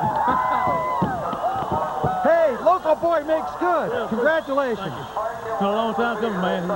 It's great to win here at home, too. Tell me about the finish, Harris. Well, as Mike, I told CL, I said, we got to get tires. We got nothing to lose. We were the last car on the lead lap. I said, let's go get 2 tires. And I've been loose the last set of tires we had was real loose. They put me around the wedge in and 2 tires, and it'll be paid off. Obviously, you guys gambled and it won. This has to feel great. It feels great, man. It really does. It's been a long time coming. And I know those van rides to those races in Pocono have been very much fun, but this is the reward, isn't it? It's really pays it all pay off. Well, congratulations. Thank you, sir. Harris Devane with a great win here in Atlanta. Well, what a great way to start the weekend, championship weekend here at Atlanta Motor Speedway. Tomorrow we begin at 11 o'clock Eastern Time in the morning, RPM today, followed by our 1-hour special NASCAR today at 11:30 a.m. Eastern Time. And then our live flag-to-flag coverage, the curtain call for the 1997 NASCAR Winston Cup season. It is the Napa 500. Then post-race, NASCAR today at 4:30. Then we'll wrap it up with RPM tonight at 9 o'clock Eastern Time. Don't forget, coming up next, Sports Center, wrap-up of all the motorsports action and college football highlights from around the nation on this spectacular Saturday on the Total Sports Network. We congratulate Harris Devane, his first ever ARCA Series win, and we congratulate Tim Steele. He is the 1997 ARCA Bondo Mar-Hyde Supercar Series champion. For Ray Dunlap, John Kernan, Bill Weber, Kyle Petty, and Benny Parsons, I'm Jerry Punch saying congratulations to a peanut farmer from Cuthbert, Georgia. He gets his first win in front of the home state fans, and these folks in Georgia are loving every minute of it. This has been a presentation of ESPN, the worldwide leader in sports. So long, everyone, from a chilly Atlanta Motor Speedway.